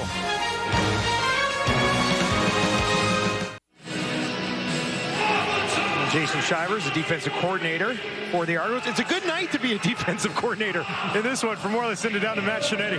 Yeah, Justin, in the overall development of this Argos defense so far this season, the one thing that co-defensive coordinator Jason Shivers has talked about is the development of Andrew Chatfield, certainly the utility of someone like Cam Judge as a linebacker, and the leadership of Wynton McManus. But the Argos have given up a lot of yards, particularly on first down. They are last in the league at that, and they are also last in big plays. The one standard with this team is two and outs every single quarter. So far tonight they have 4, and certainly, yes, the interceptions have helped the turnover department. But as we get down to the nitty-gritty here tonight, watch those 2 and outs, because Shivers says, I want those two and outs every single quarter to help Jared Daggy in the offense. Reasonable target suits, 2 and outs a quarter? Yeah, I mean, you get 2 a quarter, you get your offense a chance to get some drives together. There's their co-coordinators in Kevin Ivan and Jason Shivers, and both working together. This is maybe one of the best games the Argo defense has played, certainly in the last month. Rob Bethel-Thompson, Argo sent 4. Down the field for Mack. He lays out, did he haul it in? Austin Mack, a highlight reel reception on the near sideline. Yeah, this can change it and get your confidence back in a hurry for your offense. McLeod Bethel-Thompson, who's under a lot of pressure in this one, in this game so far tonight. He throws the corner route into coverage, well covered, can't cover it any better than McFadden did there. But he trusted Mack to go get it and win the battle, and he does. 29 yards into the waiting hands of Austin Mack. Now they'll fake the handoff to Scott. MBT rolls to his left, dumps it off. Waiting for it over there was Philpott. Went down to one knee to get it. Dozier's there to make the tackle. Dozier's been everywhere tonight. And it'll be second down and short for the Alouettes. Boy, it bodes well that Austin Mack's involved. Saw Rambo with that first half touchdown. I won't say they're having off years, but by their standards and what they're capable of, their ceilings, you know that they want to get more involved in this offense. That's a big catch by Mack. I think there's a couple of guys who've been impacted by the rotation quarterbacks due to injuries. No question. Yep. There's another one of these quarterbacks. Patterson handles short yardage. Into the game here in a second one. They're going to try to move him. He's going to throw it. It's bobbled. Picked up by Sneed. Pushes it ahead. Sneed's still going. Not how they probably drew that one up. No. But it'll be a first down. Patterson with a bit of a limp. But I think because it was a lateral, it was a live play, and Sneed was smart to recognize that it wasn't an incomplete pass. I mean, he's behind him, so he's looking for the pitch. It is backwards, so that's a live ball. He scoops it and gets the first down. Heads-up play by Shea Patterson, because he could have taken the sack there. Instead, they get 11 yards. And they work from the edge of the red zone. Back to Sneed again. And he's eventually hit by Bratton. But decent pickup on first down as the Alouettes look to march back towards the lead. Trying to see who blew up the blocking attempt by Austin Mack there. This play was designed to have Austin Mack come out and make a block, and it was Parrish that cut underneath it. No, it was Benji Franklin, the corner. Parrish ended up getting there.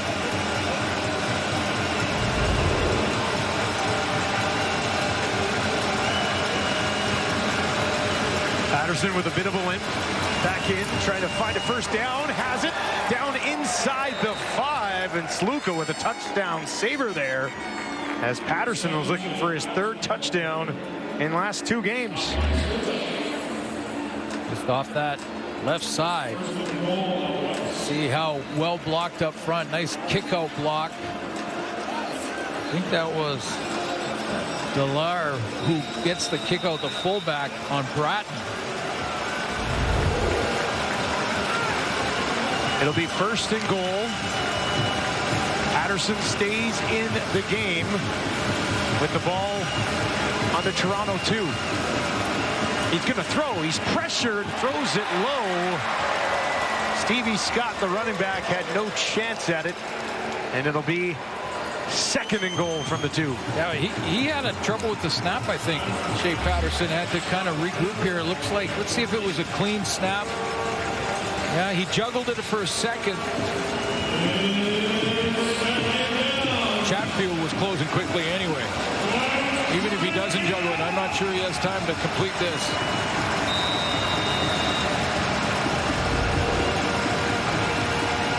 Sneed is checked back into the game. Patterson, this time from the shotgun. Hands it off. Nowhere to go. Argos defense denies again. This time it's Stevie Scott who runs into a wall of double blue. Yeah, Anthony Lanier. I think Derek Parrish was involved as well. And just shut it down. Deep handoff there to Stevie Scott. I mean, he was 7-8 yards back of the line of scrimmage, and the reason for that is so that he can read the blocks and then make his break, and has lots of time to do it. But Derek Parrish, I think, got the initial penetration and blew that play up. A couple of interesting play calls. The first and goal from the Toronto 2. Now they find themselves having to settle for a chip shot field goal from Maltos Diaz. And that is up and through, and Montreal goes back on top 10-9. Scott, nowhere to go. Lanier locks it down. Shivers even. Love it.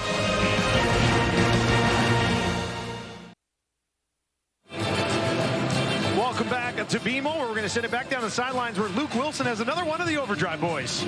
You know, I'm here right now with Jamie Noodles McLennan.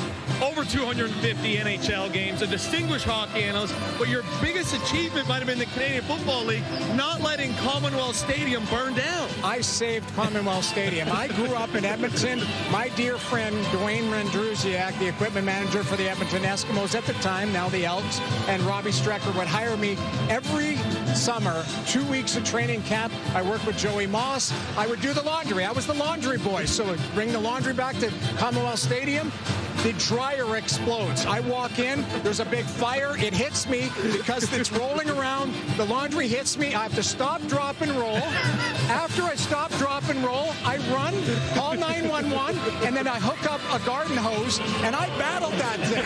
I'm 16 years old. I had soot on my face. All hell was breaking loose, but I saved Commonwealth Stadium. That's amazing.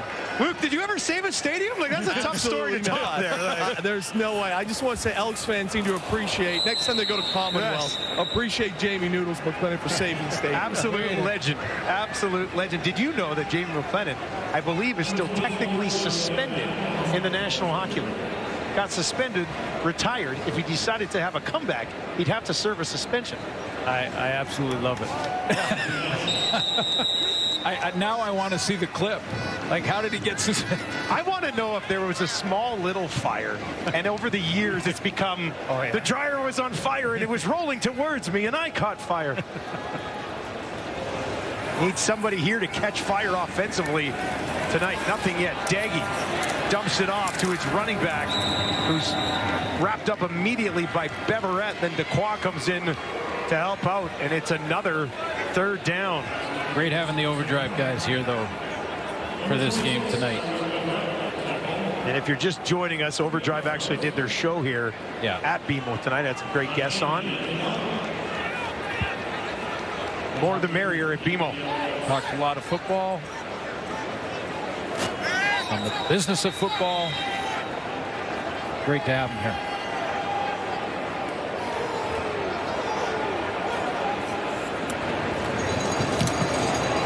Haggerty just gets it away. Letcher waits. Now he takes at the 20. 47-yard kick. Letcher trying to find some space. A stumble. Stays on his feet. Look out. He's going to be tracked down from behind. D'Arcangelo eventually got to him.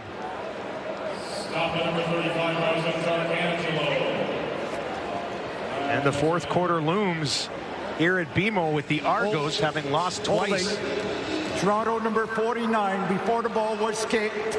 That penalty is declined. That's the end of the quarter.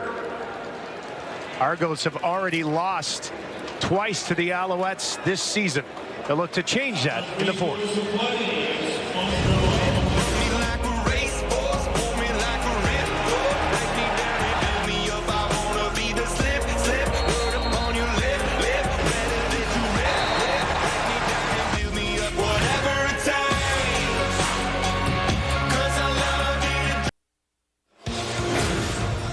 Coming up here in Toronto, the Argos trail the Alouettes 10-9. Not much going on offensively in this game. How does it get decided here? Well, football, as you know, is a three-phase game. You got offense, defense, and special teams. In lower scoring games like this, often, especially in our league, there is a big play on the special teams. Denarian Grant is due. James Letcher is due for a big return. Maybe it's one of those guys on the teams that makes the difference in this fourth quarter. I'd have no complaints with a late return touchdown in this one. Letcher getting stretched out a bit. And full confession, I have some inside information on Letcher. I saw him in the elevator today. I was going to say, what's that supposed to be? And I said, introduce myself. Yeah. We talked for a second. Looking forward to getting ready. Him and his teammates were goofing around a little bit, just having fun with each other. I just said, you know, you're due. You're due for one. He said, yeah, I am. Yeah, I am. So between Letcher and let's not, Denarian Grant has looked on a couple of returns here tonight. that he's 1 or 2 blocks away from breaking one. Bob Bethel-Thompson gets this one away. Big hit. Austin Mack could not hang on to that. Willie Drew absolutely pops him. 3rd and 6. Well, that's what you have to do as a DB when you're behind the receiver. He's either running an out or a curl. In this case, it's a curl from Mack. Try to separate the receiver from the football with the timing of the hit. And that timing bang on from Willie Drew.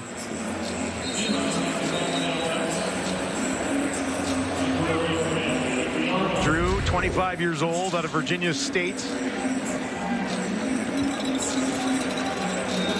And back to Zima they go again.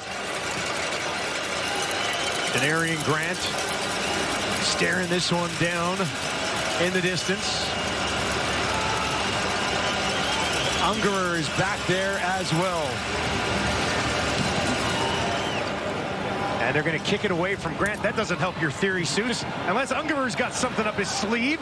He's going to try to kick it out. He'll get to the 35, the 40, stiff arm, and all the way out to the 50. Not bad. Not bad. That's close. Hey, and speaking of, yes. 50, right on the 50. Speaking of 50, this works out well. We'd like to send out a special birthday wish tonight, wouldn't we? Yes, sir. 50 years old. We call him Rubes. And he's our director in the truck right now. That's a chair that he has at his home. Yeah. That he sits in. And some birthday cupcakes from the crew for our friend who's now 50. One of the best ever to do it in that director's chair. Congratulations, Rubes. Happy birthday, Rubes.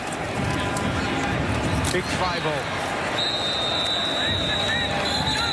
He'll get this one to Polk. That's his first catch of the game.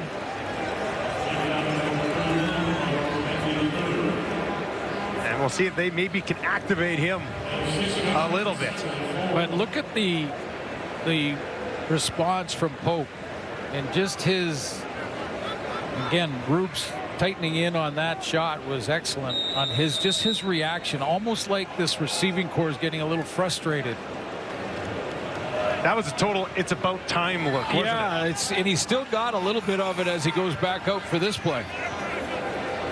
Moving back in, now he'll push back out into the slot to the left of Daggy. Daggy gets it away, found his running back to the line of scrimmage, no further. And it is a 3rd down again for the Argos. So a decent return from Ungerer goes nowhere. Boy, these defenses, not surprising, you know, as Matthew mentioned on the sideline, not surprising that the Montreal defense has kind of found its way again. It started the year on fire. I mean, you know, the first 5-6 games of the year, this defense was outstanding. And then it, through the losing skid, you know, they had some issues, and understandable when they went through all the quarterbacks they've had to go through in Montreal, but more surprising for the Argo defense the way they're playing tonight. High kick. Letcher bobbles it. 32-yard kick as it hung up there. And a couple of flags that we will sort out when we return to Toronto on Friday night. The Alouettes hanging on 10-9. No yards. The NFL season is back, and TSN has your front row seat to the biggest matchups all season long. Get a 4-month pass for just $69.99. Subscribe now at tsn.ca/subscribe/NFL. That offer will end September 30th, so don't waste any time. Terms do apply. Bob Bethel-Thompson, 14 to 25, 173 yards, touchdown, and 3 interceptions in this one. They'll start this drive with him throwing a deep one down the field, drops it in there, flag flies. Did Snead hang on as well? I think he caught it anyway. Oh, what a catch from Tyler Snead. You know, in the break, I looked down on the sideline, and James Morgan was warming up.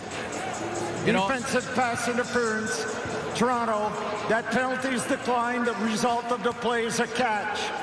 They put Snead, nothing fancy about the route, just straight go ball, and up over the shoulder in a perfect throw to Snead, who hangs on despite the interference by Benji Franklin. All of a sudden, a sense of urgency from McLeod Bethel-Thompson on that throw. You don't see Snead on those ones very often. He's more of a over-the-middle, underneath type of guy. But, wow, he did a great job hauling that one in. Well, they moved him out. Yeah, he's usually in the slot. Yeah. I mean, they moved him out to wide out for this one play, and the Argos didn't try to match up in any way, shape, or form. They just left their field corner or boundary corner out there in Benji Franklin. But tough to defend a ball that's thrown that well. Third catch of the game for Snead. He's got 63 yards after an incompletion. 2nd and 10. Bethel-Thompson down the field looking for Rambo. And Rambo goes down. No flags anywhere on that one, and it falls incomplete. You know, watching that live, I think it's a good decision by the official. Because, yeah, there was contact, and, yeah, they were both going down. Rambo on the inside there, he's going to run basically a wheel route. And Bratton is in coverage, and they both kind of slide and go down. Rambo went down on his own, and I think the official looking at it said that wasn't catchable anyway. The ball bounced well out of bounds. Now, is there going to be a challenge? I think Jason Moss is going to challenge this, though. Montreal is challenging defensive pass interference on their receiver number 14. The play will be reviewed. It looked like Rambo was trying to sell it a little bit, though, wasn't it? Like, yeah, you said it. There was contact. Yeah, they were both fading together to try and track the football. And, you know, I think pass interference is when you impede the receiver to try and track. You see up at the top left of your screen, it almost looked like he went down on his own. And I know there's a whole bunch of offense. So, as you said, Soups, there was some initial contact. Yeah, we're not denying that. Right there. And then a little push. Yeah. A little push. Okay. I think it was helped by Rambo. And where did the ball bounce? Just outside the 10. But out of bounds. It's an interesting one. Big challenge from Jason Moss. Is he going to win it? Let's find out. Upon review by the replay center, defensive pass interference. Toronto number 9. The ball will be placed. And automatic first down. Oh, great challenge from Jason Moss.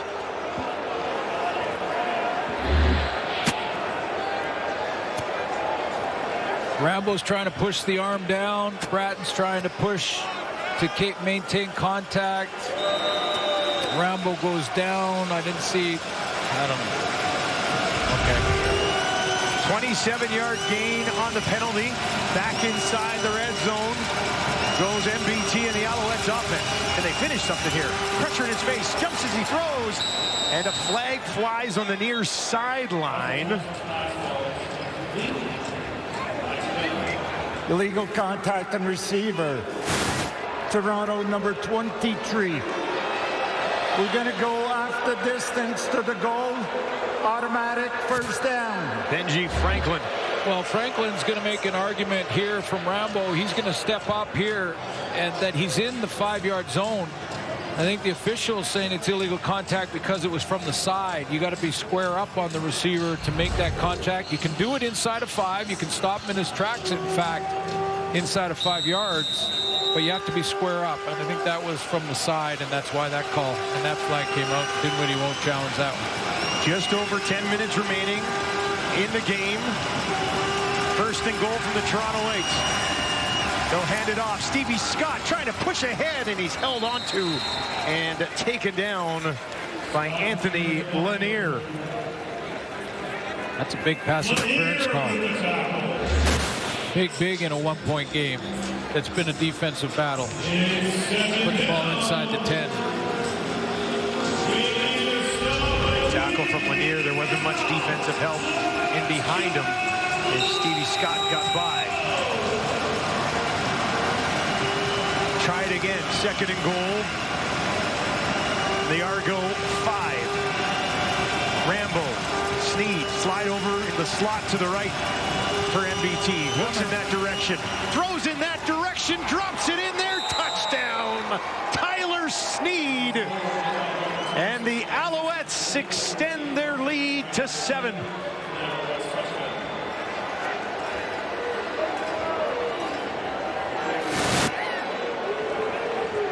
Penalty aided for Montreal, but full pressure here from the Argos. They're sending the blitz, so it's going to be man-to-man coverage. Even down there, it usually is anyway.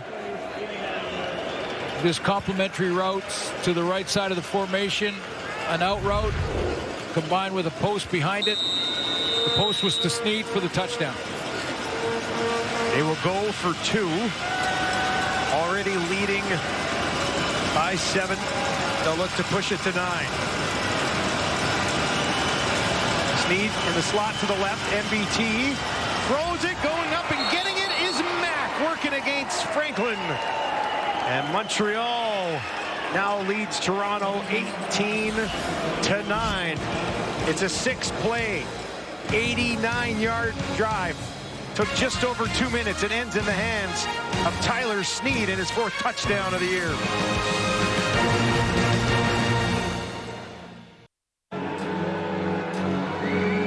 Friday night coming up at 9:30 Eastern on TSN3. Vernon Adams Jr. facing his former team for the very first time. It is the Lions at the Stampeders. Coming up next.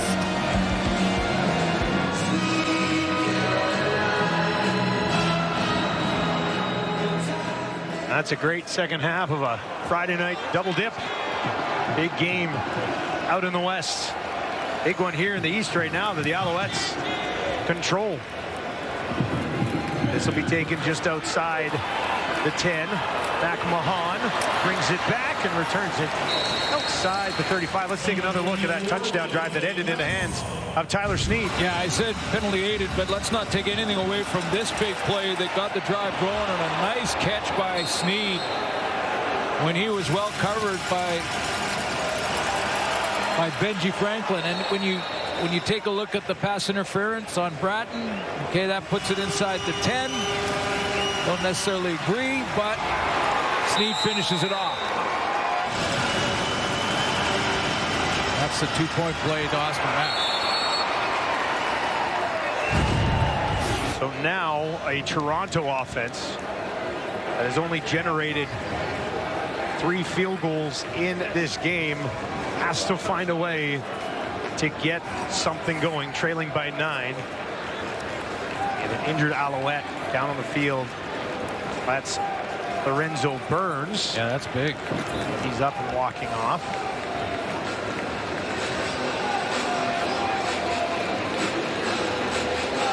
This is a big one between these two clubs when we look at the East Division. We have to remember Montreal has already won this season series against Toronto.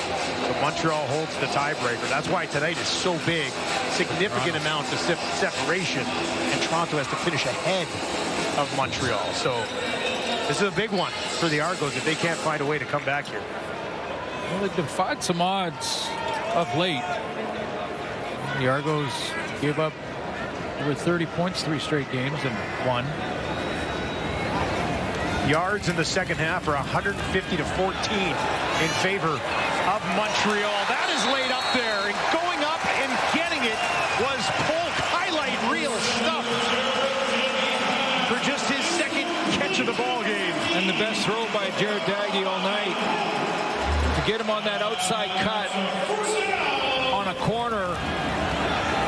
He's got coverage over the top of him from Robert Kennedy. Just great body positioning.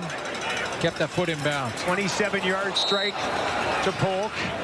This one batted down by Sankey, and that'll bring up second down. Let's take another look at that catch from Mackay Polk. Well, he looked like he was getting a little bit frustrated, and maybe he went and said something to either Coach Dinwiddie or Daggy and said, hey, just give me a shot out there. Whether you think I'm covered or not, throw it up and I'll go get it. That's what he does. I was going to say, that is what it was, because he was covered. Yeah. Like he was wide open, and he found him. Big 2nd and 10 for Daggy here. He's 16 of 23 so far in this game. 4 options out to his left. Montreal's going to bring some heat. Daggy on the run. They're trying to track him down. He throws it, finds a man. It'll be short of the first down as he goes to Vital.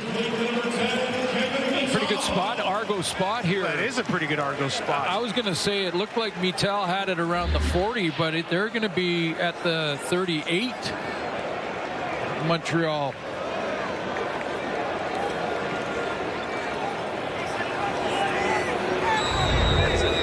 Excellent spot. 3rd and inches. Shotgun. They're going to line up in shotgun on the 3rd and inches. They'll hand it off. Lots of space. That's risky. And they push it ahead with Spencer Brown. That's risky by design. I mean,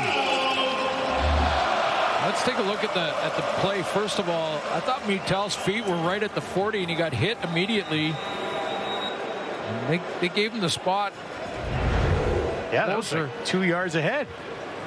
Daggy gets this one away. Brissett has it, tried to find the 20, could not get there. That is the first time we have mentioned his name tonight. So Daggy gets Brissett going finally. He's almost at 700 yards this season. That's his 47th catch of the year. And Toronto's going to want to move quickly here. Yeah, Dinwiddie also wants to go tempo against the Montreal defense to try and have them declare early. They're very good at disguising what they do. Noel Thorpe's group will show linebacker blitz and then drop out of it. They'll sometimes show the linebackers and DBs up at the line and drop the defensive linemen out of it. Tempo can get them to declare early.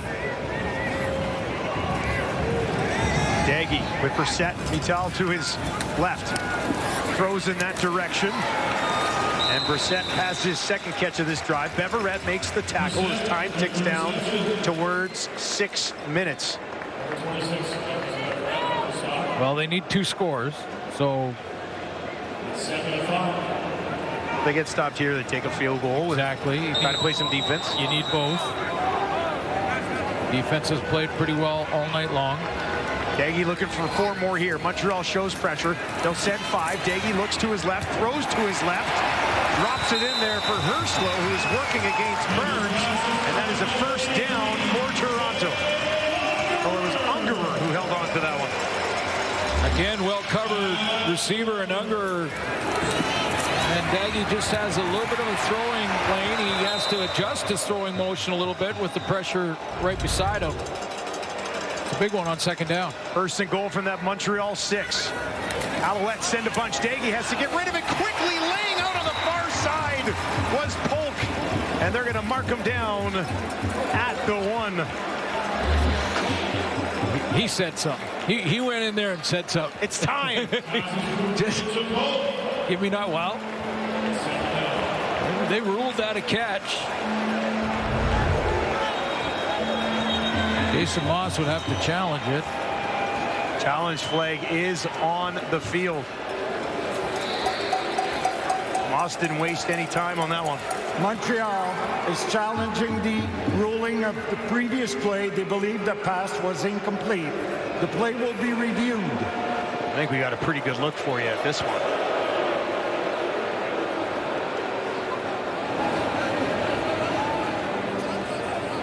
Daggy saw that heat coming, got rid of it quickly, laid it out there for Polk, who had to go get it.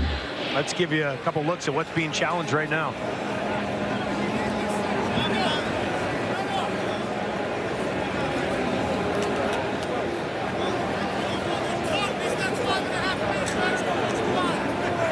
Yeah, I thought from this angle that he had made the catch, but this replay angle shows something completely different. You can't use the turf to assist you in the catch, and that front of that ball looked like it might have hit the turf. You can see the white on the ball as well.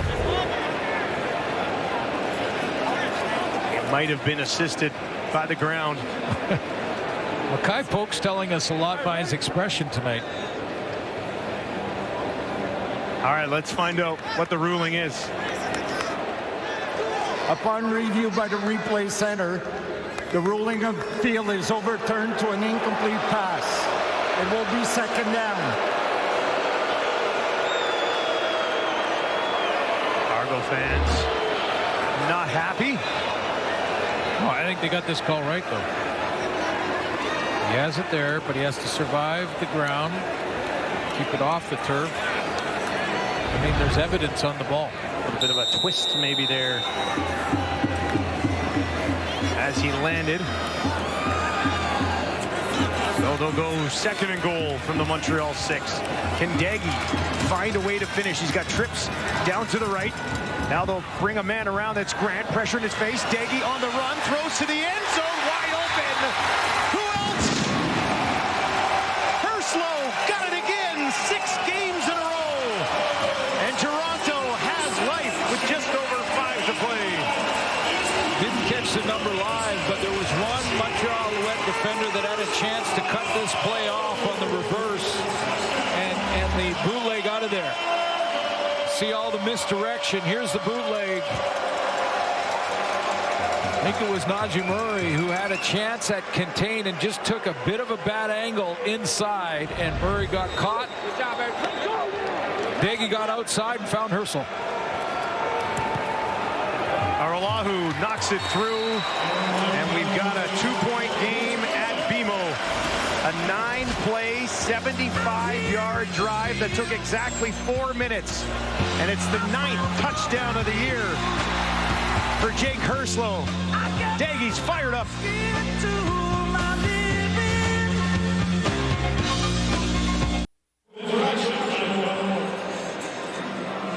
Two touchdowns in each of the last 3 games. Jake Herslow is trying to tell his young quarterback on this crossing road, hey, hey, hey, hey, I'm open. Adds to that total. That's 9 on the season. You saw Mackay Polk in the background behind him going, I'm open too. I'm open too. Oh, onside. Onside kick. Bobbled. And we'll be looking for a ruling on this one. And it will be Montreal ball. Argonauts has his hands on his head. Well, let's see the quick kick. I'm not sure if this was. We'll take a look at the kick here. Argonauts just kind of nothing to see here, folks.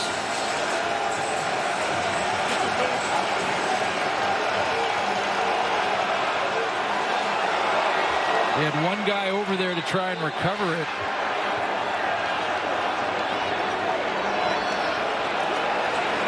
Did go 10, but I think the problem was Edouard got a hand on it, but last touch there.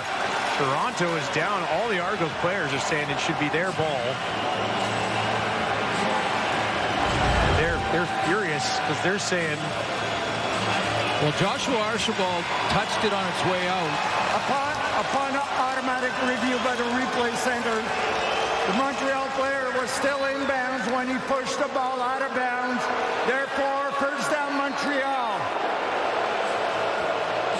It was close. But the replay center got a look at it. And it says it was last touched by Montreal. Hand it off to Scott. We're going to give you another look at this kick.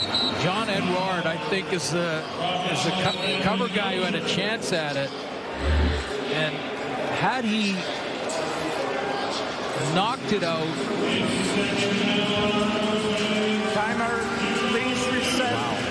Timer, please reset the game clock to 4 minutes and 46 seconds. Toronto took a timeout. That one's tough because his left foot. Left foot is inbound. You can't see the other foot to whether or not it was on the stripe, but it was automatically replay. So all the angles were looked at by the replay center, and they determined that Archibald touched it last. But had Edouard tried to bat it instead of recover it. Yeah, because it came right towards him. Right to him. Off his arm, right? Interesting decision. Unable to execute. MBT down the field. Philpott saying he was held on to. Now a flag does come out late, but there's another flag at the beginning of the play as well. I think we have two different things to sort out this time.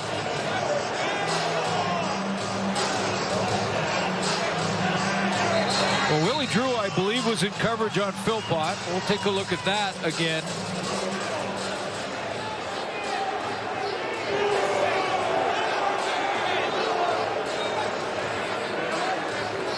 There are 2 fouls on the play. Offside, Montreal number 85. Defensive pass interference on Toronto. We're going to go up 5 and replay the down.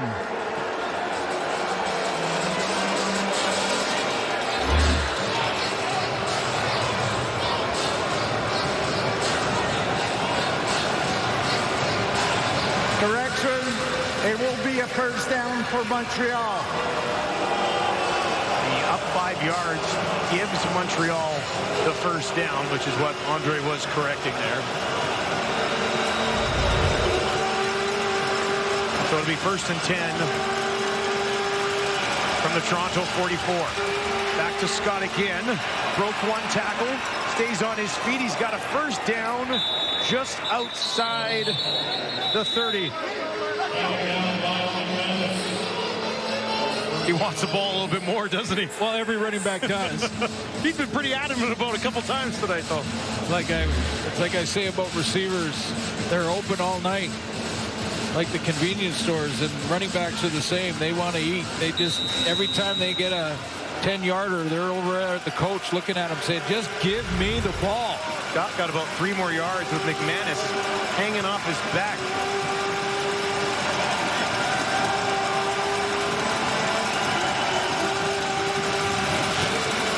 Hand it off again.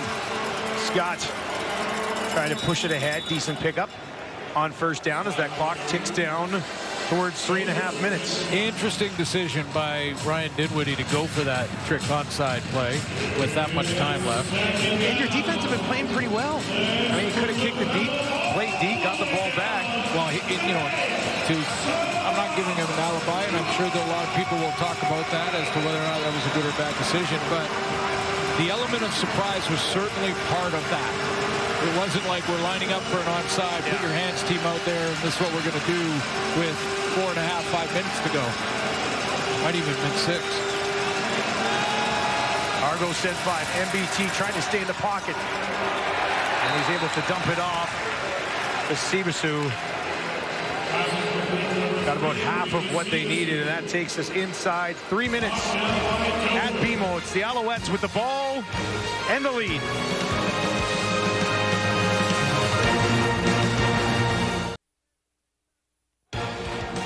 CFL action continues tonight.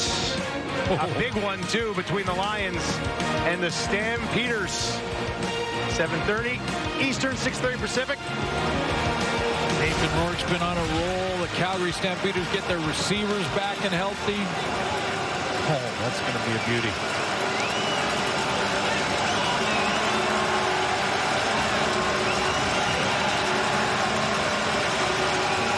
Maltos Diaz settles in, looking for the 5-point cushion, and he's got it.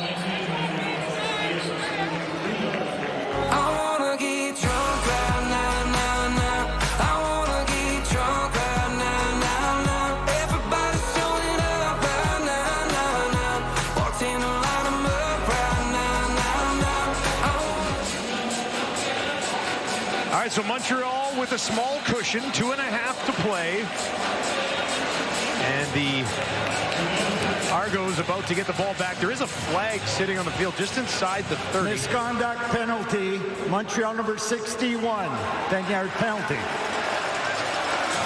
The right tackle, McGloster.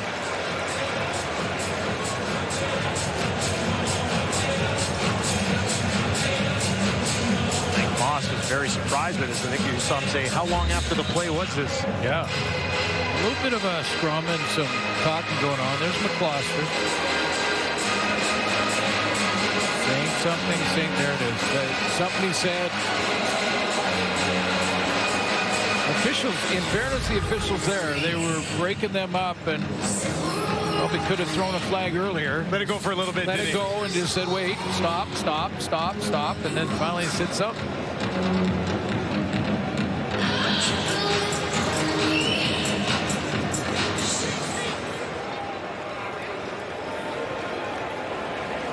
Is Moss with a quick word for his right tackle. Yep. That is a ugly feeling. It really is. The coach come walking over to you like you sit by yourself. Yeah. Altos Diaz. Yeah. Ready to hammer it down the field. Drops in to Denarian Grant. 40. Denarian Grant midfield down inside the 50. Still going. Spins away and rolls inside the 40. And there is a significant kick return from Denarian Grant.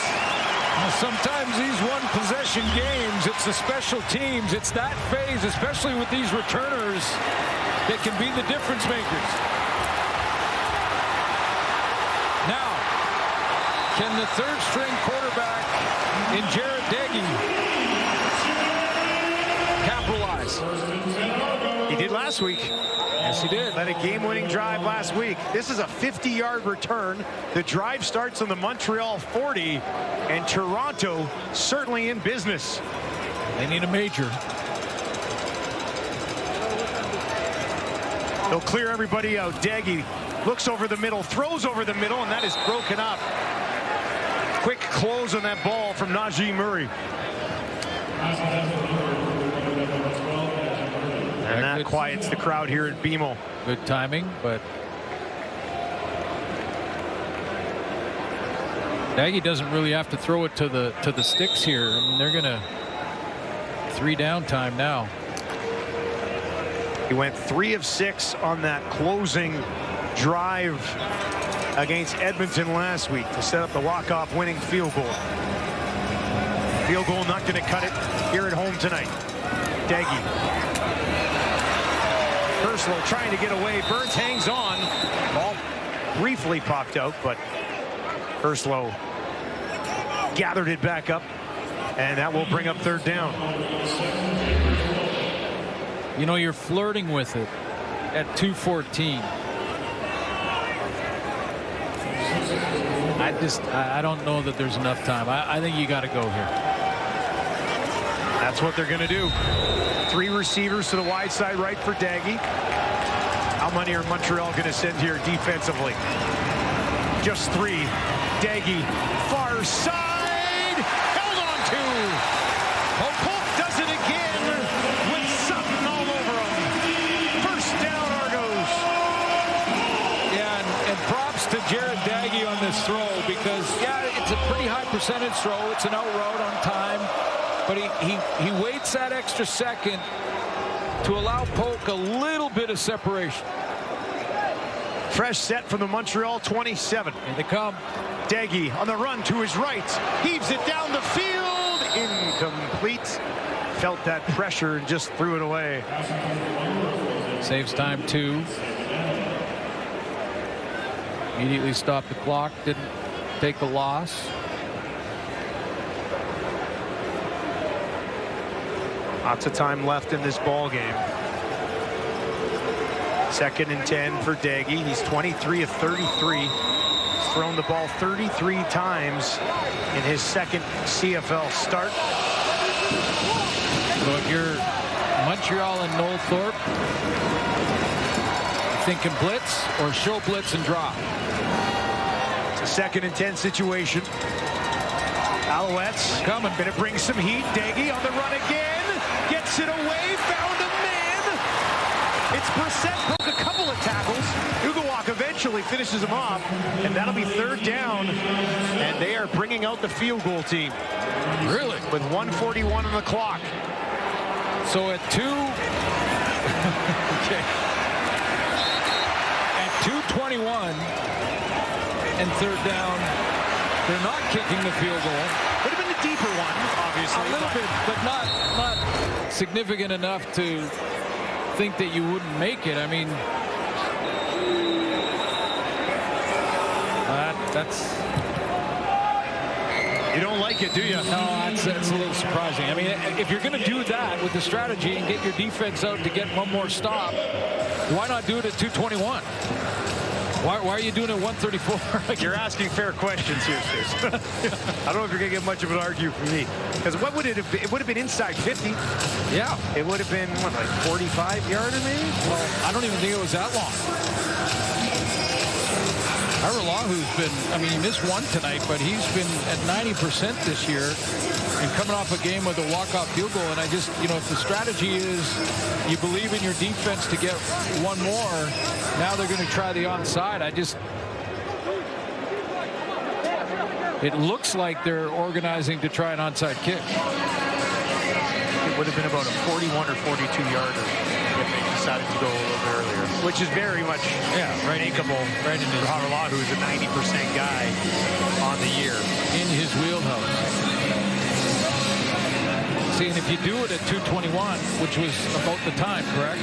You don't onside it. You don't have to. You don't necessarily have to onside. I mean, that's right. Was right where that bubble was. I thought. I mean, if it's 250, you kick the field goal and you kick it deep, and you want your defense to get the 2-0.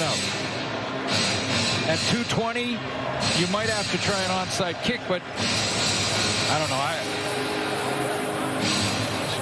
Really surprising that he didn't do it at 2:20 and did do it at 1:30. Argonauts with that ball teed up at the 30. There will be no onside kick. It'll be a bit of a shorter kick. That will bounce. Whoa, it's live. That bounced. He's got to get there, and he does. But a few tense moments for Rambo. Sluka just a little bit slow getting there. Well, once that ball travels 10 yards, it is a live ball. No one has to touch it for the Argos to go down and recover it, and Rambo lost his footing. Well, he just recovered in time, too, because that... Wow. Luka, split second away. All right, we're going to send it back down to the sidelines here as it is time for Wilson's game ball. Interested to see where Luke goes tonight. For all you, buddy. Dustin, I'll be honest, in games like this when your offense is struggling, you know, both teams win a defensive battle, it's hard to say it as a pass catcher, so I'm giving my game ball to Tyler Snead. This guy's come out here today and he's made big plays. One possession game, you need that guy to spark the offense. He's got 4 catches for 68 yards, another 11-yard rush, but it was this play right here where this was the game-changing play.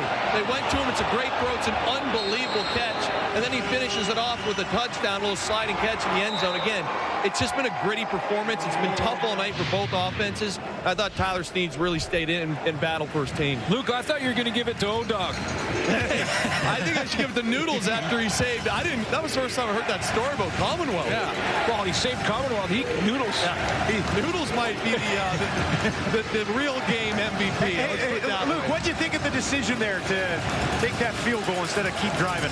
I thought it was very strange, especially because Daggy seems like he was kind of getting in rhythm there. But maybe they have a lot of confidence here. Again, they can stop him, get the ball back, kind of win like they did last week. So it's going to be one of those things where if it doesn't work out, we're all going to be questioning it. But if it does, he's a genius. That's how it works, eh? You either screwed up or you're a genius, man. Exactly. Yeah. And you guys were talking about it. The idea that you wouldn't, go for it or kick it earlier into later on 3rd and 4. I thought there was no way they weren't going to go for that. So. Yeah, I thought after they passed that first one up, it was full go. 3 down the rest of the way. So, all right, well, let's settle in here. 93 seconds left. It still can work, by the way. A quick 2 and out. Oh, yeah. Toronto has 1 timeout. If it works on the game-winning field goal, I'll say, Dinwiddie's a genius. He's a genius. Let's see what happens. Their defense made some plays tonight. They're going to start it on the ground as Scott. And he pushes it ahead, fights hard, gets about 6 yards, and it'll be a 2nd and 4. 1:28 on the clock here. And a timeout has been called. Timeout, Toronto. So they burned their last one. stop the clock. This will be an interesting play call. MBT has not necessarily been on tonight. I'm going to be checking where Tyson Philpott lines up, because he hasn't had the game that he had against Saskatchewan. But he is a primary target in these situations. Even on those sort of swing passes or bubble screens. Will Jared Daggy get one more shot? Here we go. Sideline, seeing if his defense can get him the ball back. Big 2nd and 4 right here. Stevie Scott stands in next. McLeod Bethel Thompson. Philpott at the top of your screen. MBT looks to his left. Now he's going to have to take off. He's in trouble to be taken down. Argos defense gets it done. Derek Parrish gives them life.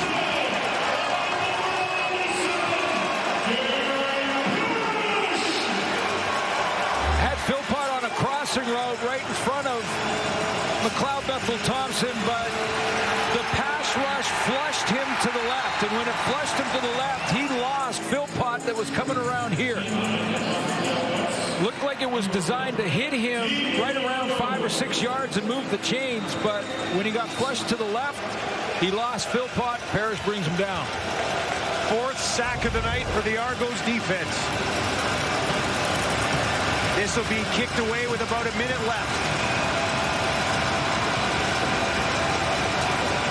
Zima waits. Now he'll take it. And he kicks it up in the direction of Janarian Grant, who will take it just inside the 35. Right up the middle on a 47-yard kick. Short return. Let's dial it back 1 week. The Argos found a way to get it done with Daggy at the helm. Got out there to Mackay Pope. Down the middle again. And a walk-off field goal for Hairolahu. They need 20 yards of offense in 51 seconds. His long this season is 56. He missed tonight from just outside 50. 1st and 10 from their own 45. Daggy gets it away, drops it in there. Brissett working on Murray. He's not happy with the spot. He thought he got it. It's really close. Vital is trying to shake off an injury here as he gets back to the huddle. He's got to hustle. 2nd and inches. Clock will tick from 45 down. 3 options to the right. Montreal going to send a little bit of heat, and Daggy wants that one back. Just not good. Yeah, throws it in front of Mital, and now it's 3rd down.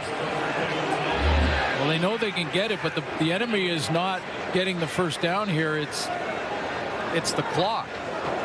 And now you know that was supposed to be just first down plus, closer to field goal range. Now the clock is the real issue. Mital has come out of the game. Janarian Grant in. Daggy is going to keep it himself, push ahead. That's a first down. Toronto got it. That took 3 seconds. But Toronto can't stop it with a timeout, so it'll be whistled in, and that clock will start.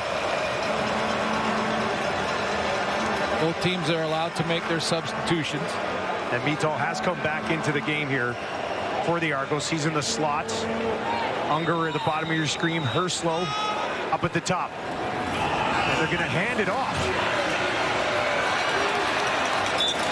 into the hands of Spencer Brown, who takes it down just outside the 50. From the line of scrimmage to the holder where the ball is placed is 7 yards. This would be a 58-yard attempt. 2nd and 6. Daggy got to find some yards here. Montreal brings some heat right up the middle. Daggy gets it away. Intercepted. Taken away by Sutton. And it's over. The Alouettes defense locks it down. And Montreal will complete the However, a flag does sit at midfield. Really late flag.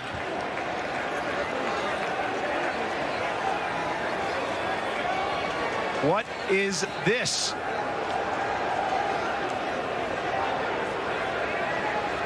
After the interception, major foul, unnecessary roughness, Toronto number 51, first down Montreal.